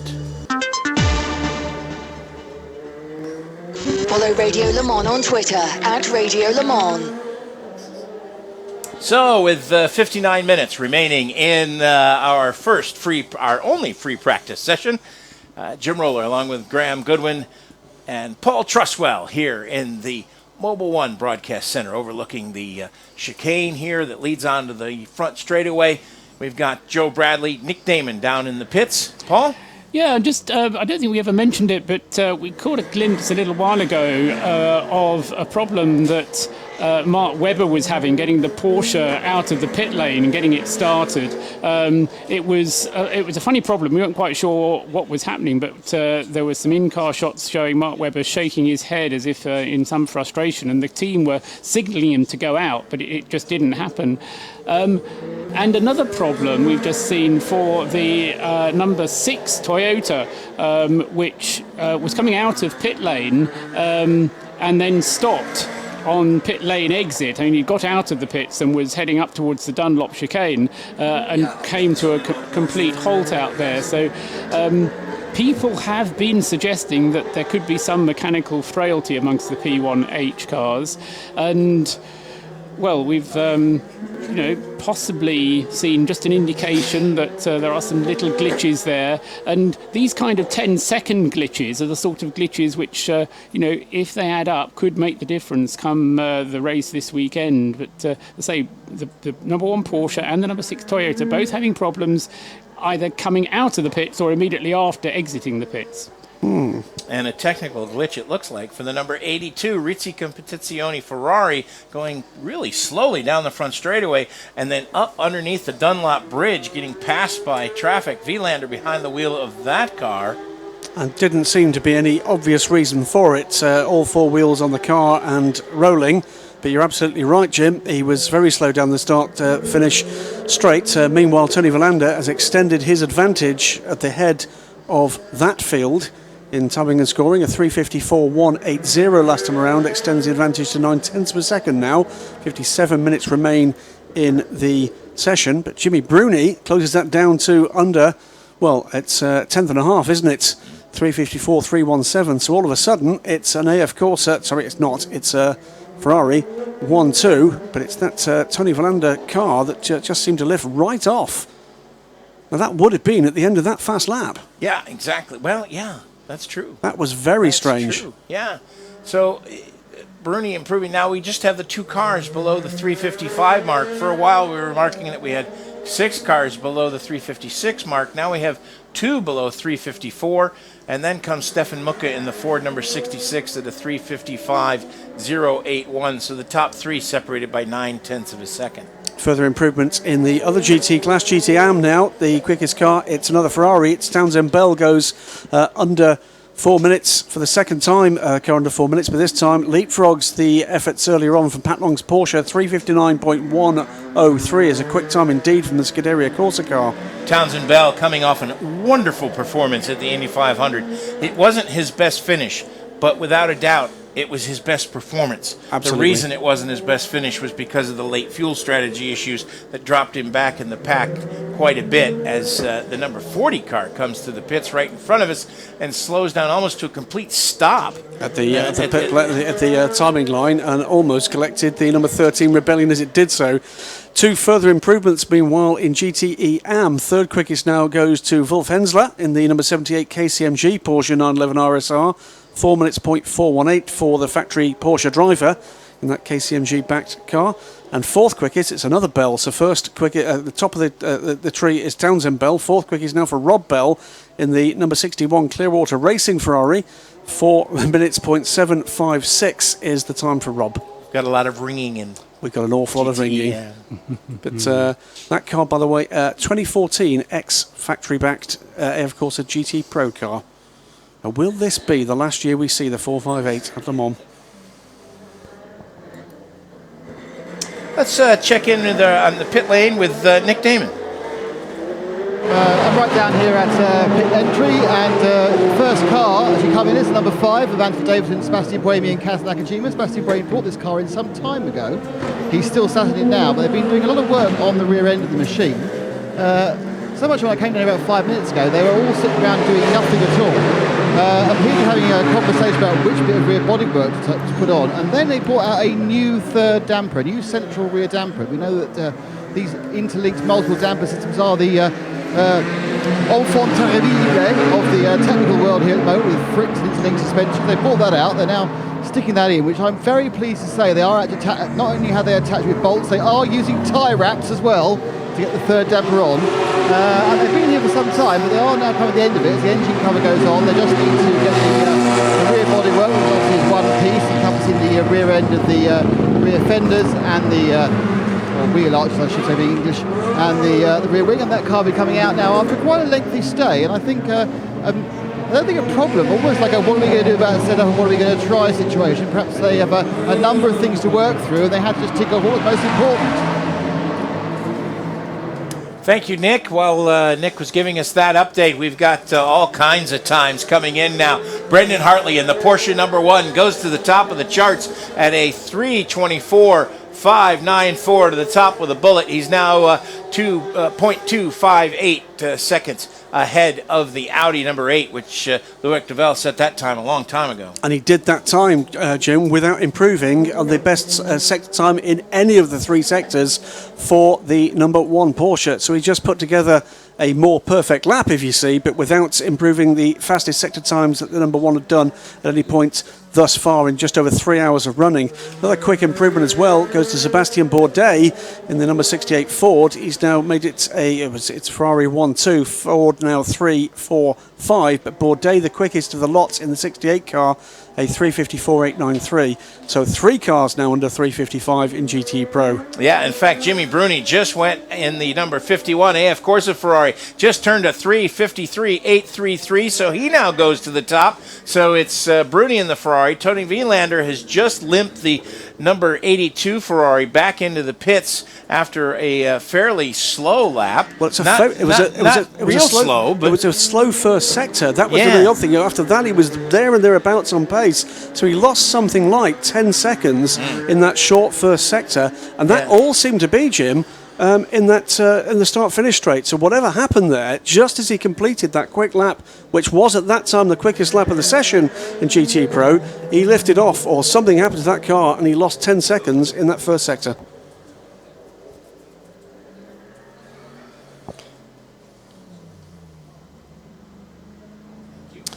So times are coming, and they're coming reasonably thick and fast. But I think we're going to see more of this, as long as the rain stays away. I think we're going to see more of this, don't we, Paul? Absolutely right, yes. And the forecast is good for the rest of the session. We're not expecting any further rain. That's not to say that we can not get some unexpected rain, but certainly the rest of this session and this evening's night qualifying session should remain dry according to the forecast that I can see. And as I say, we'll then see what happens tomorrow. Hopefully we'll get some more dry running tomorrow, otherwise it'll all be a bit of a damp squid. But certainly that's a good time from Brendan, but the significant point that Graham made is that he did it without improving the best sector time on any sector, which tends to suggest to me at least that it's all down to traffic that you're coming across on your lap, and you don't actually set out at the beginning of a lap to set a fast lap. You merely come across and find yourself having set a fast lap track because you had a fairly clear run, and I think we'll be seeing more and more of that as the session goes through. Still, it's just under an hour, isn't it? 50 minutes of this session remaining up to 8 o'clock local time here in France. We've talked, you and I joked earlier about some Formula One guy winning last year, Nico Hülkenberg. Another of a man who's spent some time in a Formula One car is Will Stevens. He's with Nick Name. Well, I was wandering down the pit lane, got to the number 26 G Drive, and I saw a man who, up until a couple of weeks ago, we thought would be in the Manor Racing 45. Will Stevens, explain how you've come to be further down the grid here and what made you jump ship just for this race. Yeah, I mean, obviously the deal come around pretty late. We've known G Drive for a while, and I think the team has got a lot of experience here at Le Mans, and the lineup we've got this weekend is pretty strong, and I think it gives me the best opportunity to have a good result here in Le Mans, and especially in my first year, then I need to learn from experience, and I know Rene well from Blancpain, what I'm doing with him as well, so I'm really happy to be here. Everything so far is going well, and I'm confident of a good result, and it's thanks to Man as well for letting me go for this race, and then go back there for the rest of the year. So it's just a hard-nosed racing decision that you basically think that there's more chance for a good result here? Yeah, I mean, if you look at the lineups of the two cars, I think this gives me a better opportunity to have a strong weekend here. Normally, Man, I have two cars and I have to cut down to one for here because I don't have an entry. So there's a few reasons behind it, and we feel for me and myself, then this gives us a better opportunity. But we've shown in Manor we can do a good job in Spa, and I'm confident for the rest of the year going back there we can also grab some good results. So your focus now, is it about your sports car career, and is it trying to get into an MP1 car? Have you forgotten all thoughts of F1 now? Yeah, I mean, obviously I'm still young. I'm loving sports cars and everything I'm doing this year. Obviously I need to focus on what I'm doing at the moment, but for sure LMP1 is for sure what we're aiming for. In terms of longevity and stability for my career, it's what I want, and you know, I think a lot more drivers are coming to here. It's where it's good and it's where I want to be. So hopefully I can do a good job, and we'll see where we are in the year. Well, thanks very much. You can tell he's in F1 because he says for sure a lot. Joe. Townsend Bell just out of the Scuderia course, and number 62 Ferrari. Townsend, as track conditions become a little more consistent? Yeah, for sure. It's intermittent weather, obviously. Good practice for all of us because we might have that on race day. But the track's essentially dry now, and the Ferrari's feeling very good. And you guys are just working towards a race setup, or are you taking qualifying seriously? We're making sure we understand the tires first, and qualifying here is probably not the most important thing in the world. Certainly more important than Daytona, right? No full course yellows typically, so it's all on pace, which I love. But we've got a fast car in both conditions. Can't let you escape without talking to you about the Indy 500. A great run for you. It came down to fuel strategy, but give us an idea, if you can, Townsend, the kind of the discipline, the physicality of racing at Indy in difference to racing here at Le Mans. It's just a completely different experience mentally and physically. The Porsche curves here feel pretty slow, So, and that's typically, a pretty intimidating section for this track. Obviously, I'm in a GT car. And the Ferrari, the balance feels nice, but it's nothing like Indianapolis. The exhilaration you get, it's the fastest racetrack in the world. So I really love the variety, though. I mean, I feel like I'm the luckiest guy in racing to be able to get to do both races. They're both amazing tracks. Le Mans certainly ranks up there as one of my favorite road courses, though, in the world. I absolutely love every corner of every lap around here. I've got a smile. Indy, though, is a kind of endurance race, just you don't swap drivers. There's no point in swapping drivers in single-seaters. But there's a word I've been told when it comes to oval racing. Patience. Isn't that something that you can apply to endurance racing on a road course also? There's no question that the mentality for endurance racing applies 100% at Indianapolis. The thing is that at Indianapolis, there's lots of moments during that race that require a lot of grit, and certainly the finish of that race, especially if there's a late race restart, requires incredible courage and precision and huge respect for what you're doing at those speeds. So I would say at Indy you're just more on edge all the time, whereas here you have a chance to relax on long straightaways, and you do at Indy a little bit, but this is definitely a longer adventure, and you pace yourself a little more. We've got another word for courage in England. I can't see it on air though. Yeah, we've got plenty of those in the States too. Thanks for talking to us, Townsend. Great stuff. Well, the times, they are a-tumbling. Oh, yeah. Neil Yanni went out and set a 3:24.489, and we all went, ooh, wow. And then Lucas Di Grassi went out and stomped him. 3:22.985 on his last lap. That is 1.5 seconds faster than anybody else has gone. Amazing stuff. Did that with the fastest middle sector, fastest sector 2 of the session so far, and a quicker session than the number 8 Audi has done thus far in, 3.25 hours, Jim. We've also seen the second quickest time come through in LMP2, courtesy of Tristan Gomondi, who topped the times earlier on. He's come through in a 3:40.754, and he's just actually been knocked back down to third because Paul-Luc Chatin has improved in the number 23, the Panis Barthez Ligier, to a 3:40.308. And Stefan Sarazan has improved in the Toyota to a 3:25.011. That moves him up to fourth. From fifth position, he'd improved his time but not position with an earlier lap. But you're absolutely right. Further improvement for the Toyota. This is game on. This is looking close stuff here at the moment. The Aston Martin, number 95, finding its legs with Nicky Thiem behind the wheel of that car as he goes through at a 3:56.618. But then Ryan Briscoe in the Ford, number 69, improves, bumping Thiem all the way down to 9th as Kevin Estra comes to the pit lane. And Briscoe goes through at a 3:55.510. Meantime, just pointed out by Paul Trustwell to me that Marcel Fessler has been out and is currently out in the number 7 Audi for the first time in the session, we believe. Yeah. Right, Paul? Well, provided that the telemetry and the driver IDs that we've been getting have been working. The only one that I can see that didn't actually come up on the screen here was Matteo Tuscher, because I'm sure we were told that Tuscher was getting into the Rebellion, but I haven't had him coming up on the driver list here. But everybody else in P1 has been out. And he's the only teenager in the race, of course, the youngest man in the race, and a new fastest time, Jim. That's right, Brendan Hartley. He of the fancy hair, and the number 1 Porsche, 3:22.550. So we've got 2 cars now in the 22s, a Porsche and an Audi. And that's the best thing about this. It's not being dominated by one make.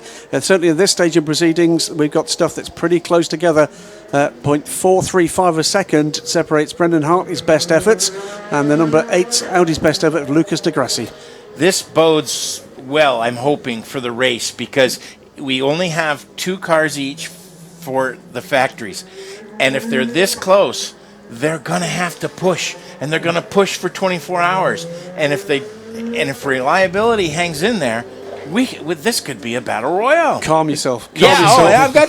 I've got chill bumps. I'll tell you what. You can't make this up. I'll do one of my prognostications now as well, Jim, to perhaps further that excitement. Is although Toyota aren't quite on the pace, I'll suggest now that come the race, they'll be doing 14 lap stints. I think Audi and Porsche will both only be doing 13.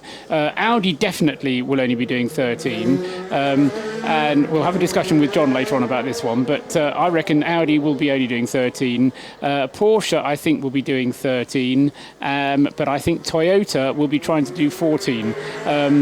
So even though Toyota aren't quite as quick, if they're doing a lap or possibly 2 laps more than the competition, then it might just come to them towards the end, particularly if they get a lucky break with either safety car or weather and that kind of thing, because by being a little bit longer, you can then do your pit stop if you get a weather situation. That comes a little bit easier to do. So it is very close, and you're absolutely right. And I think what we're also going to see is Toyota getting quicker during the race, and I base that on what we've seen during the races thus far this season. Didn't Audi use a similar strategy a couple of years ago when they weren't as fast as Peugeot, when they were quadruple stinting the tires and they had those long stints for Christensen and Capello and Alan McNish? Yeah, I mean, the trick that Audi pulled was not necessarily going further on a tank full, but were doing quadruple stinting the tires and drivers, and that is it's a big ask. And these days, I'm told that actually doing a quadruple stint is physically and mentally quite exhausting. Remember, it's going to be a busy racetrack out there. Until we get some attrition, you're going to have 60 cars going round, and that's going to mean a lot more cars to overtake for these 6 supercars. What was that astonishing figure you came out with at the test day, Paul, about the number of overtakes we'd be expecting here? I'm looking at something like 125,000. And besides the overtakes, as we've got the number 8 car, the 8 car, Lucas Di Grassi, is slow. He's pulled over to driver's right going down the Mulsanne straightaway. He's still under power, but he is going very slowly on the Mulsanne straightaway. We'll keep you updated as we get more on that. Under power, by the look of it. Yeah. Well, not much, going about 128 kilometers an hour, which is roughly 80 miles an hour. Now he seems to be coming back up to speed, at least picking up speed, but he's still very, very slow, off on driver's right. Now I wonder if he's had a low tyre pressure warning, perhaps. Let's have a look. Going through the first chicane, and the front end washes out. Yeah, I bet he's got a front puncture or something in the front end has happened, because the front end of that car washed out as he went into the first chicane. There you can hear the car. That is the onboard audio from the number 8 Audi Sport Entry. Meanwhile, a further improvement on the circuit for Neil Jarni, who's put in a 3:22.976. So we've got a 3:22.5 for Brendan Hartley in the number 1 Porsche. Neil Jarni's done a 3:22.9 now to make it Porsche 1-2, Audi in 3rd, and then the 2 Toyotas 4th and 5th. Although the Toyota's 2 seconds currently and more off the pace of Audi and Porsche. So 4/10 or thereabouts between the top 3 and a further 2 seconds, as Paul says, before we get to the 2 TSO 50s. And somewhat off that at the moment, almost 3 seconds down on the time of Brendan Hartley, is the number 7 Audi. Not yet into the pound seats. Not, but not. Doesn't look to me like he's got a puncture. It's too quick for a puncture. Yeah, you're right. Unless You're right. it is just. Ooh, could it be another damper issue? Just speculating here. Now, if it is, there's going to be a very interesting, well, not a moment, anything less than 2 hours would be better than they did at the test day. Through Indianapolis, coming up to Arnage. Again, staying to driver's right. One of the Fords goes by on the left and then pulls away as he goes right back over to the right-hand side of the racetrack on driver's right. Very bumpy. Once you get on the red asphalt, it's very bumpy. Wolfgang Ulrich looking on and going to his phone. I think he's on his Twitter feed checking what Radio Le Mans is saying.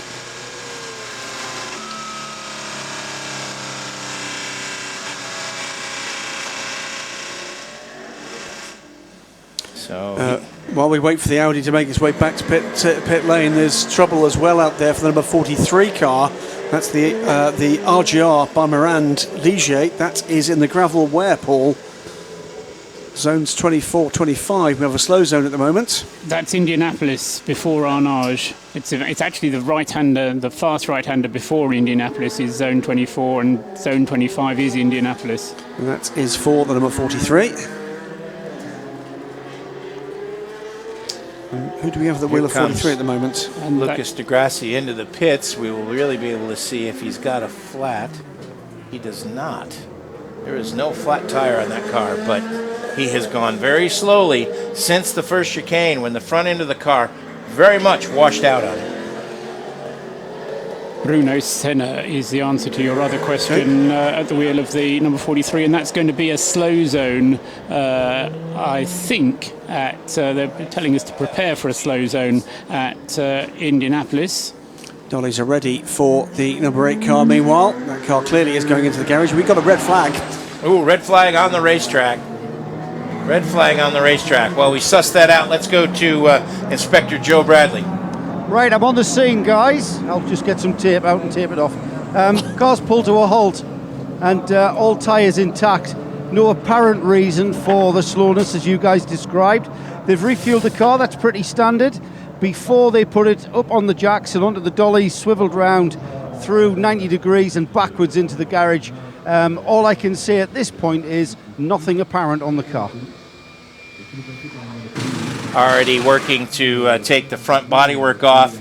It is a fear that perhaps maybe there is a damper issue. Now, Joe Bradley was there during test day when they had their other damper issue. And Joe will keep an eye on it. He'll certainly be able to recognize if it's the same problem, because he should be able to see it this year. Joe? Yeah, you know what? They are. Now, remember, the damper issue at test day was on the number 7 car, and now we're looking on the number 8 car, and it was the right-hand front corner of the number 7 car where all the attention was being put on test day. I can tell you they are looking in the same area on this number 8. Now, it took them 3.5 hours to rectify the issue back in test day. If it is the same issue with, they say, a damper, you know what, you look at the front of this Audi and there's nothing conventional on it as you would see, you know, top and bottom wishbone damper in the conventional sense of the word. It's all tucked away out of the airflow and inside the chassis, and they were working kind of through small apertures in the carbon fiber monocoque. They are looking in the same area, guys. It's in exactly the same location. It's the, if you can see the, imagine, I should say, as I paint pictures with words, imagine the front right-hand side of the front of the monocoque, kind of where the driver's feet, you would imagine, are. To the right-hand side, though, where's Sam Collins when you need him? He knows these things. He's been allowed to have a look inside of these things. Now they're taking an inspection plate off the top of the nose, just in front of the windscreen. It's 4 small grub screws. Takes that off, and he can now get it. Shining a torch in there. Dr. Ulrich's even got his nose in now. A torch is being shone, and it's just in front of where the driver's feet, just in front of where the pedals would be located, where the nose, which is very, very narrow, kind of as narrow as you would see on a Formula 1 car.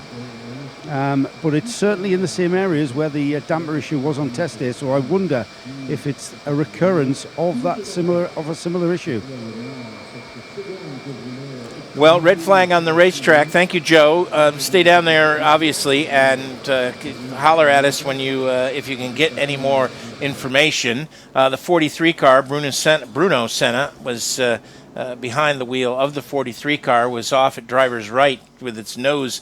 He'd gone into the gravel and nose was into the tire wall, and now the number 5 car is being wheeled back down pit road by its crew as he was exiting the pits as the red flag came out. Correct, because he's not allowed to queue at the end of pit lane under a red flag. I think is the real note. Yes, Paul. Yes, that's correct, and I think that's why we also saw Marcel Fessler hesitating as he came through the Ford chicane, because he'd missed the pit lane entrance, but obviously realised that there was a red flag and was arguing with Lena whether he could dive into the pit lane from where he was and shortcut it. And never doubt the game. And so he went round and did another lap. Can I just say something a little exciting? Go on. Well, I just noticed as we looked away, of course, from the timing screens to what was going on the track in front of us here. If we look at the timing screens and look at the 4th place car, that's Sebastian Buemi, and he's aboard the number 5 Toyota. He put in the fastest middle sector of that session on where he could have been due to finish that lap. It certainly would have vaulted the car way further up from 4th. I suspect certainly into the 323s, Paul, if he got a clear run through that 3rd sector. But you were saying what you've been noticing about the pattern of the sector times for the Toyota against the other two was? That the Toyota seems to be very, very quick in a straight line, whereas the Audi and the Porsche seem to be quick through sectors 1 and sector 3, the bits where we have more corners going on the track.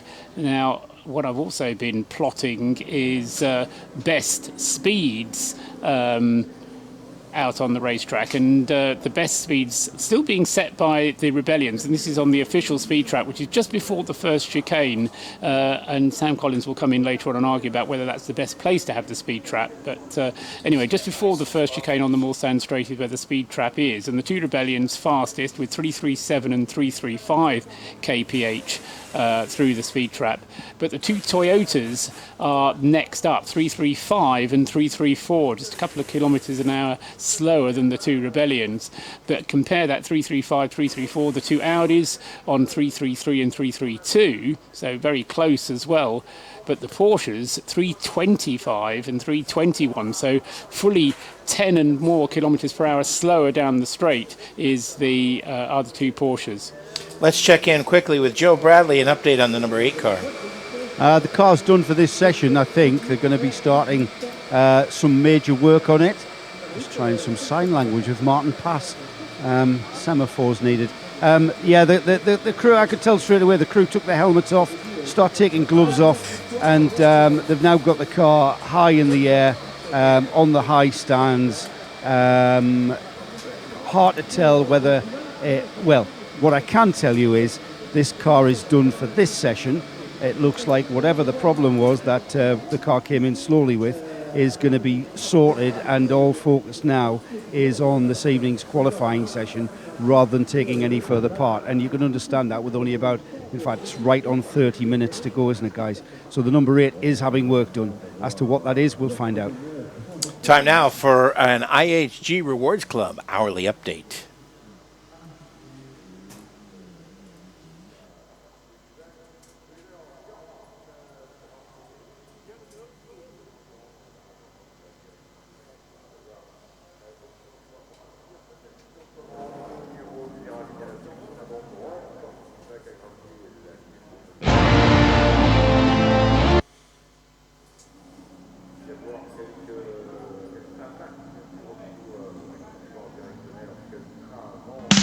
The Hourly Update, brought to you by IHG Rewards Club, where keeping you connected matters. So, with 28 minutes remaining in this session, Brendan Hartley is quickest in the number 1 Porsche, 322.550. He's chased by Neil Yanni in the other Porsche. Number 2, that's the first time that I can remember in this session that we've had one of the manufacturers 1-2 for this length of time. 322.976, 0.426 second later. Then comes the Audi number 8, Lucas Di Grassi behind the wheel of that car. He's gone into the pits with what we think may be more damper trouble for Audi, 322.985. Then comes the fastest of the Toyotas, Sebastian Buemi in the number 5 car, 324.031. And then Stefan Sarazan in the number 6, 325.011. Graham? And into P2, the number 36, Signatec Alpine goes back to the top, timing and scoring 339.721. Time set just before we got the red flag by Nicolas Lapierre. Paul-Up Chatin, meanwhile, has gone through into second position. First, the Ligiers, the number 23, Panis Bartes car of 340.308. Peter De Bruin was at the wheel of the number 33 car at the end of when we came to the red flag. But it was Tritron Gomondi that put through the 340.321 for the 33 car. Matthias Besch is the man at the wheel of the 46 Thierry by TDS Racing Oreca at the time of the red flag, 340.455, and he set that time. The 26 car, meanwhile, rounds out the top 5. That's the G-Drive Oreca, Roman Rutinov at the wheel, but it's René Rast who set the 341.410, Jim. In GTE Pro, it's the number 51 AF Corsa Ferrari, Jimmy Bruni setting the quick time, 3:53.833 for the 51 car. Then comes the American entry, the Rizzi Competizione number 82, with Tony Vilander behind the wheel of that car when he set the quick time of 3:54.180. Then comes the Ford number 68, Sebastian Bourdais setting the quick time there, 3:54.893, followed by another Ford, the number 66 car, Olivier Pla setting the quick time, 3:55.081. That was the quick time for the category for a long time in this session, but in the last 45 minutes, that has been eclipsed by fully 3 other cars. And then rounding out the top 5, the third of the Fords, the number 67, Marino Franchitti behind the wheel of that car when the red flag came out at a 3:55.5 4.36. And in the AM category, it's Bill Swedler at the moment at the wheel of the number 62 Scuderia Corsa Ferrari 458, but it was Townsend Bell we heard talking pit lane earlier, who set the 3:59.103 that leads the class ahead of the number 88 Abu Dhabi Proton Porsche. That was a time set early in the session by Pat Long. 78, that's the KCMG Porsche, with Christian Reed at the wheel of the car. The red flag came out. It was, though, Wolf Hensler that set that time, 4 minutes, .418. Rob Bell, towards the last half hour of the session, put the number 61 Clearwater Racing Ferrari 458 into fourth position, 4 minutes, .756. And rounding out the top five, Pedro Lamy is back at the wheel of the car, number 98 Aston Martin, that he set 4 minutes, .853 early in the session. coming up on 25 minutes remaining in the session, that's your hourly update. The Hourly Update on Radio Le Mans, brought to you by IHG Rewards Club. It's about people, not just points. Live from trackside, this is Mobile One Radio Le Mans. When seconds matter, science matters. From our Mobile One green flag, the session resumes. You hear Ricardo Freitas with the words there that we all like to hear. Back to green, Mobile One studio.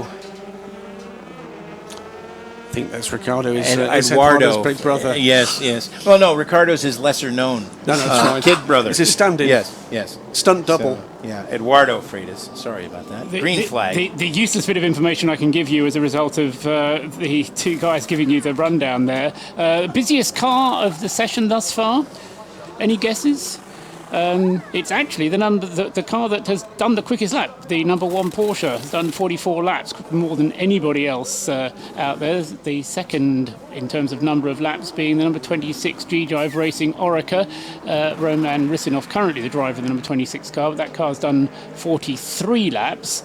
Busiest driver is at the wheel of, or has been the driver of the number 26 car, Will Stevens. He's done 31 laps of the 43 that the G-Drive Oreca has done, and so Will Stevens is the busiest driver thus far with 31 laps to his name. Trouble right underneath the Dunlop Bridge with the number 22 So 24 Ligier Judd spinning out, rejoining, and I'm afraid stalling in the middle of the track there, and forcing one of the Corvettes, Jim, to take avoiding action. Yeah, and also one of the Toyotas. One of the Toyotas had to go driver's right. The Corvette chose to go driver's left and left the So 24 car in the middle. So 24 being number 22 is going to confuse me. Corvettes to the left of me. Toyotas to the right. Here I am. Stuck in the middle of the track. So back to green flag running again. And plenty of takers at this point. They want this running, don't they? 23 minutes to go now. Well, what might happen is that there will be certain teams that say, OK, we've learned all we want to learn during pre-practice. We need to preserve the car. I mean, bear in mind, not everybody is going to be up there trying to set pole position times. The majority of the field are just trying to set the car up for a 24-hour race. They know who they are, and quite. So what will happen is those teams that have finished their program will be packing away their car, going off to have something to eat, and then they have the serious business of qualification tonight, when, as we heard from one of the drivers earlier on, you do have to do your 5 night laps and all that kind of thing. But that will mean potentially that over the remaining 22 minutes of this session, the track does get a little bit quieter, and that might open up the opportunity for some faster laps from the P1 cars. Now, the number 7 Audi, when it came in after that very slow lap, obviously under red flag conditions, came in and was taken into the garage. I just wonder, are they taking a look to see whether is afflicted the 8 might be in the process of getting there? Doesn't they all seem looking the at the back end of the car, not the front end of the car. Let's check in quickly with Nick Damon on a Porsche moment. Yeah, the number 1 car, which Paul has told you has done the most laps, came in like a very long time at the end of that red flag session, had to do a whole extra lap. It came in with a faint smell of burning carbon fibre, actually, that kind of weird resin burn you get when they've got too hot. Out-hopped Brendan Hartley. Timo Bernard is and was suited and booted and has been for a while. Now is still seeing if it's time to get in the car or not. But they've done quite a lot of work with it. I've noticed they've changed the ride height. I think they've slightly lowered the front ride height in the various changes. I actually can see what that one is. But they have done a kind of a real setup change and a clean-up. I think also they may have just sorted out what was catching fire lightly as the car was going round. But a lot of activity here. It's a Porsche teammate number 2 car that's gone out right on the start of the green flag, guys. This be a little setup, maybe a little simulated qualifying run. Maybe. And then they're ready for after dinner. Absolutely. I mean, we can get very excited, can't we, when cars go into the garage? Sometimes it's absolutely to program. You sort of get the impression it's not quite that at Audi. I've never been one to let the truth spoil a good story.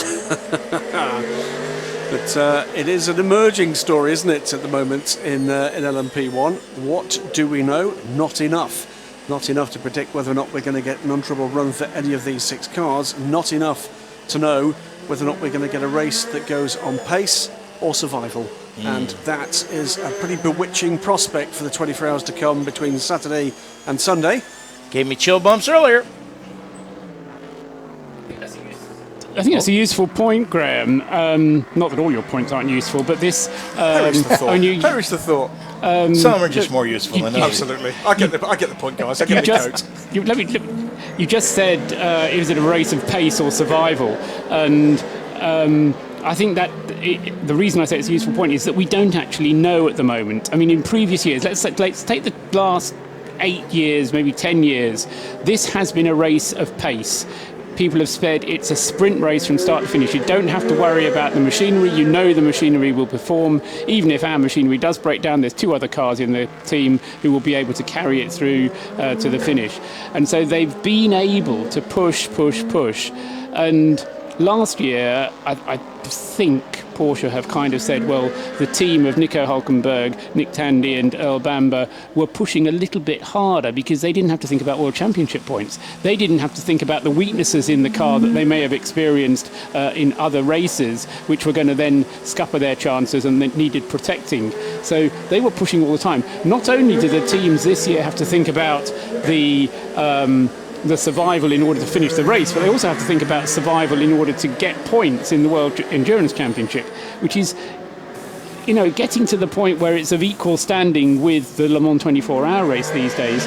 And so it is not clear at all to me whether this will be a race of pace or endurance or survival. And I think that's an interesting kind of conundrum at this point, and maybe we'll only know when the race gets underway. And I think that that conundrum is compounded by the fact that each of these teams only has 2 cars. It used to be run 1, break 1, win 1. And we even heard Wolfgang Ulrich at the test talk to Joe Bradley when he said, well, we used to always bring 3 cars because we needed that extra bullet. Well, now you're down to just 2. We've got an interesting lap underway at the moment from Stefan Sarazan. 5th quickest at the moment, the number 6 Toyota. He's in Sector 3, coming through the Porsche curves remarkably quickly, as these things tend to be. And coming towards the end of the lap, he's gone quicker in both the first 2 sectors. There's just a couple of minutes, by the way, after we saw the number 99, the Beechstein liveried AMR Vantage, rather stumble through the Ford chicane. I think just guessed wrong in terms of which way a prototype was going to go through, and it took them all the elements of the Ford chicane to sort that out. Crosses the line now, by the way. Sarazan goes 4th quickest with a 3:23.158. And he's going to get warned about track limits if he's not careful, because zone 33 is the hot button issue for Eduardo Freitas and the marshals, because they are taking that corner very, very wide at the exit. And that time he had all 4 wheels out on the curbing. But that was almost 2 seconds quicker than Sarazan had gone, or anybody had gone, the number 6 Toyota TS050 to that point. He's now put a second on his teammates up to 4th position. Porsche, Audi, Toyota, Audi, and that number 7 Audi is the one that at the moment is off the pace. Yeah, let's check in with the pit lane team. Nick Damon.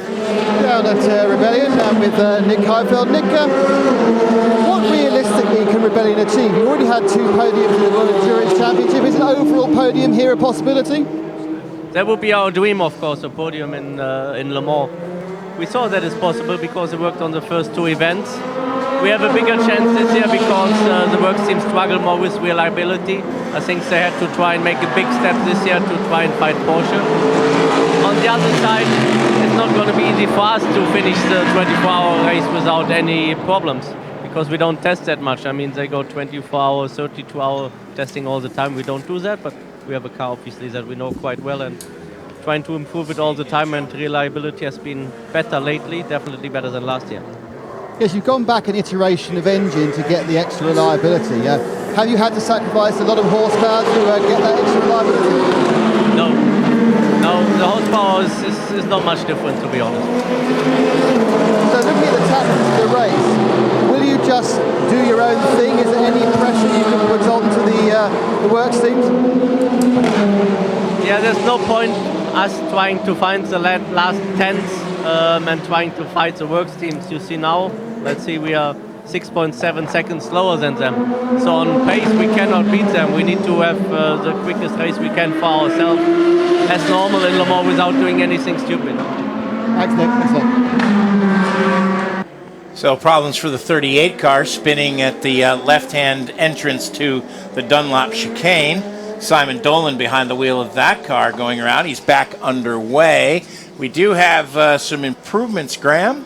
And the most significant one of those is a quicker time for the leading car in LMP1 Privateer, a 3:28.291 for Alexander Imperatori. He was quickest at the test as well, but that was a clear, second and a third quicker than we've seen so far for the number 13. And we've got a car off and into the barriers. It's one of the Fords. It's the 66 car is off and into the barriers reasonably heavily. Certainly, yes, drivers left at Indianapolis. It's Billy Johnson is in the number 66 car. It's the fourth quickest car in GTE Pro at the moment. He's going to get the car back and running.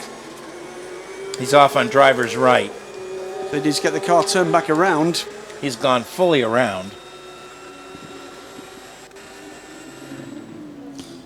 While we're waiting for that car to recover, we've got a new fastest time in GTE AM. That's gone to Rob Bell.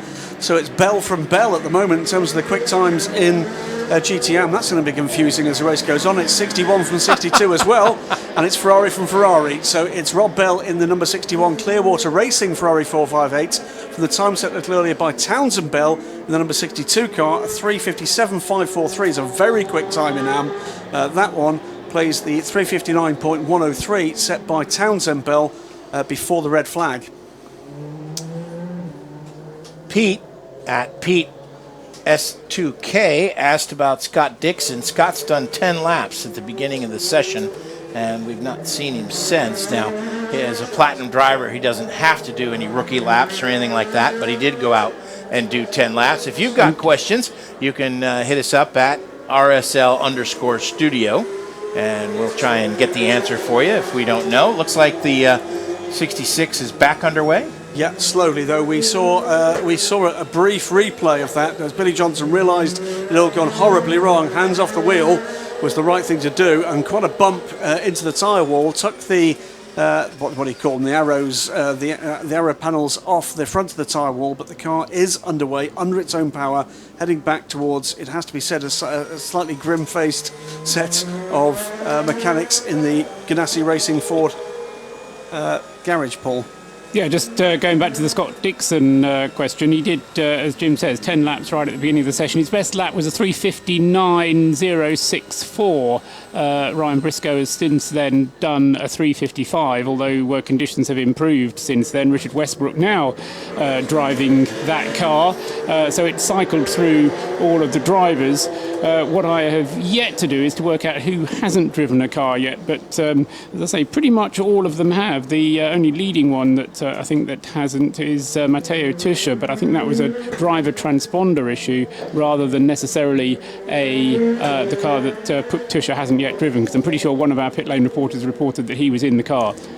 Both Audis, by the way, still in the pit garages. I'm looking over beyond the circuit boundaries here, gentlemen, and I'm seeing what I think is very heavy rain indeed, not that far away. I don't think we're going to quite get it in time for the end of this session, but there is very heavy rain close by. No, it's going that way. It's going away. Let's check in quickly with Joe Bradley on the number 8 car. Still a lot of work going on this number 8 Audi. As I speak, the right-hand side front suspension as a complete unit, wishbones, steering link and drive shaft to the harvesting and deployment unit, which is housed at the front of the nose, at the bulkhead of the nose, has been removed off the car. The left-hand side suspension cluster, let's call it, with the The upright, the disc, everything attached, all the suspension and the drive shaft still attached. Now, considering the extent, and again, this is pure speculation, I would think, from what I'm seeing, it's the unit that harvests and then subsequently deploys the electrical energy on the front axle that has failed, and what I'm seeing is them actually replacing that. That's the extent that the front end of the car is being stripped down to. And what amazes me with these big teams, we've got 7 guys across the front axle of the car, and each and every one of them is doing something and dismantling something. Each and every one of them have got a spanner or a screwdriver in there, prizing things off, and they all seem to know what the other's doing. Of course, the proof is in the pudding when it all goes back together, and hopefully the choreographing of the assembly is as good as the disassembly.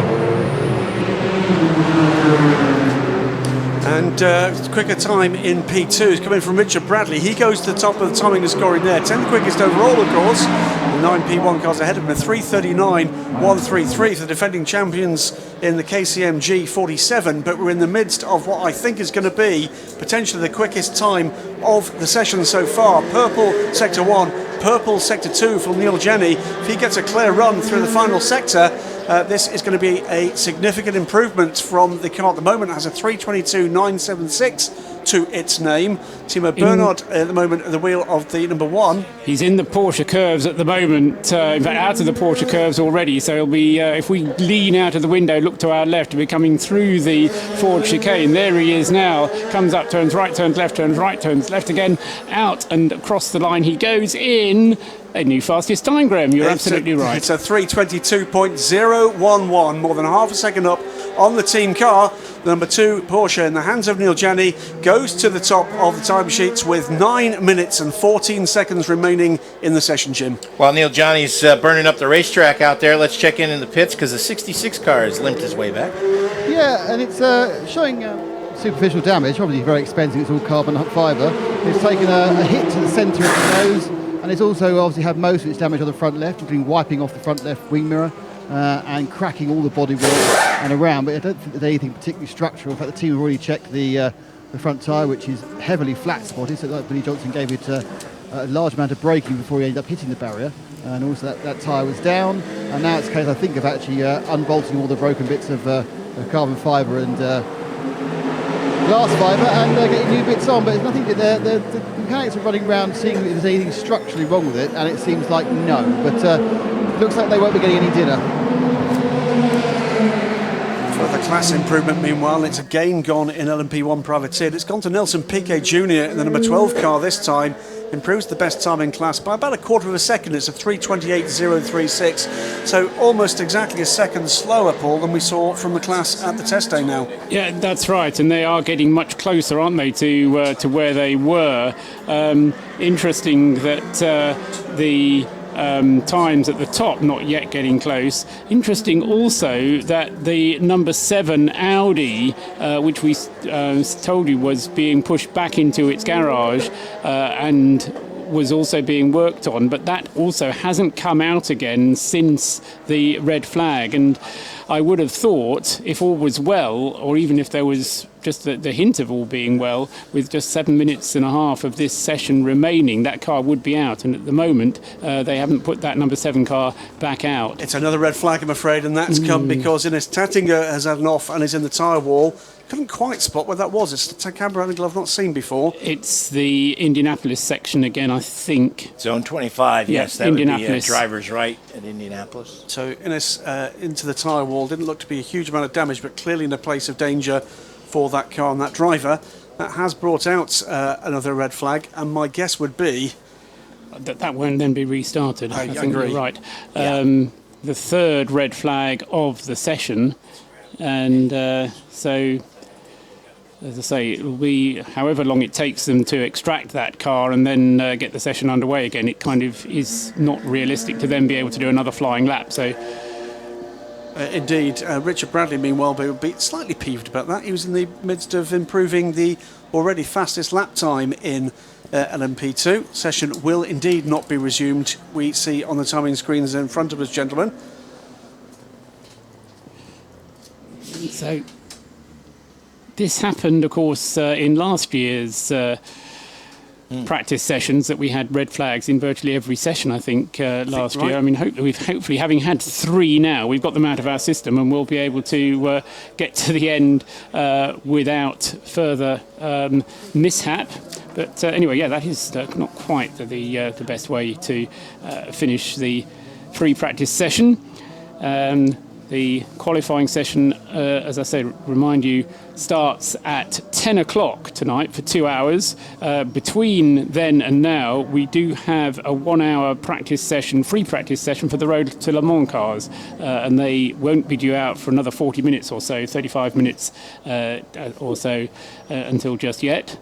Trouble for the 6 car. The 6 has got damage to the front bodywork. It looks like he's hit something on the right-hand side. He's certainly peeled back the lights, the right side lights, and he's certainly torn up the front of the front diffuser. That has gone pretty much straight into something, hasn't it?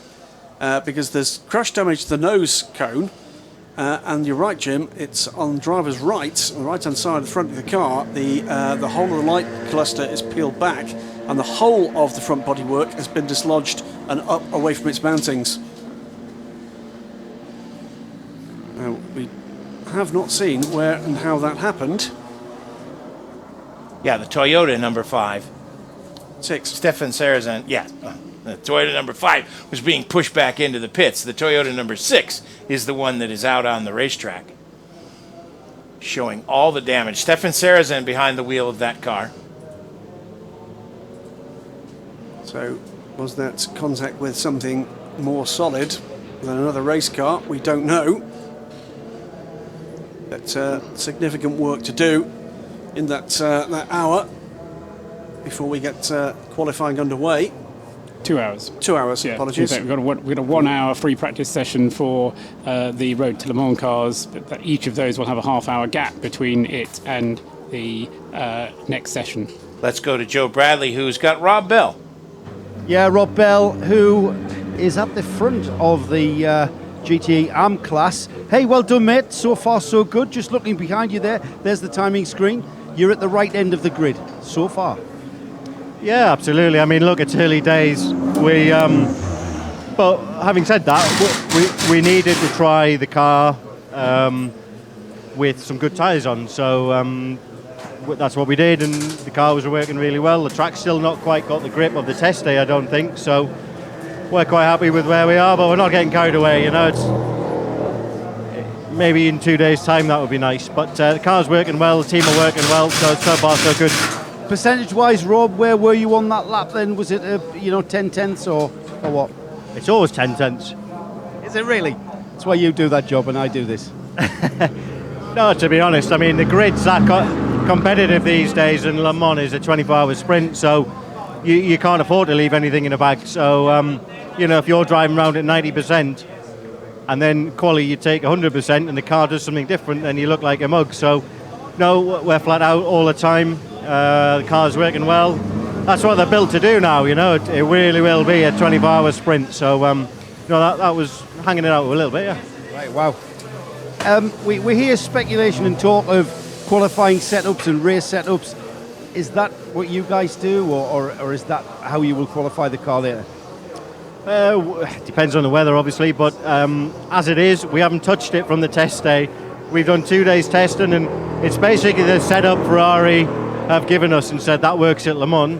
So at the minute, we're leaving it alone. It seems to be doing a great job. So no, we're not thinking of anything other than a nice, safe car for the race, and it seems quick as well. Great stuff. Good to see you up there, mate. So thank you, Joe. We've got officially a minute 56 remaining in this session. It will not get back underway. All the cars are coming back to the pits. As we said, there was a problem for the number 6 Toyota. Stefan Sarrazin behind the wheel of that car. Something happened on the exit of Indianapolis. Driver's left. Because he went into the guardrail on driver's left and then ended up all the way across the racetrack. Still pointed almost in the right direction on driver's right and came to a stop in the middle of the racetrack. That was in the same sort of area that Ines Tattinger was off the track. Now I wonder, was the red flag in part a reaction to Stefan's incident?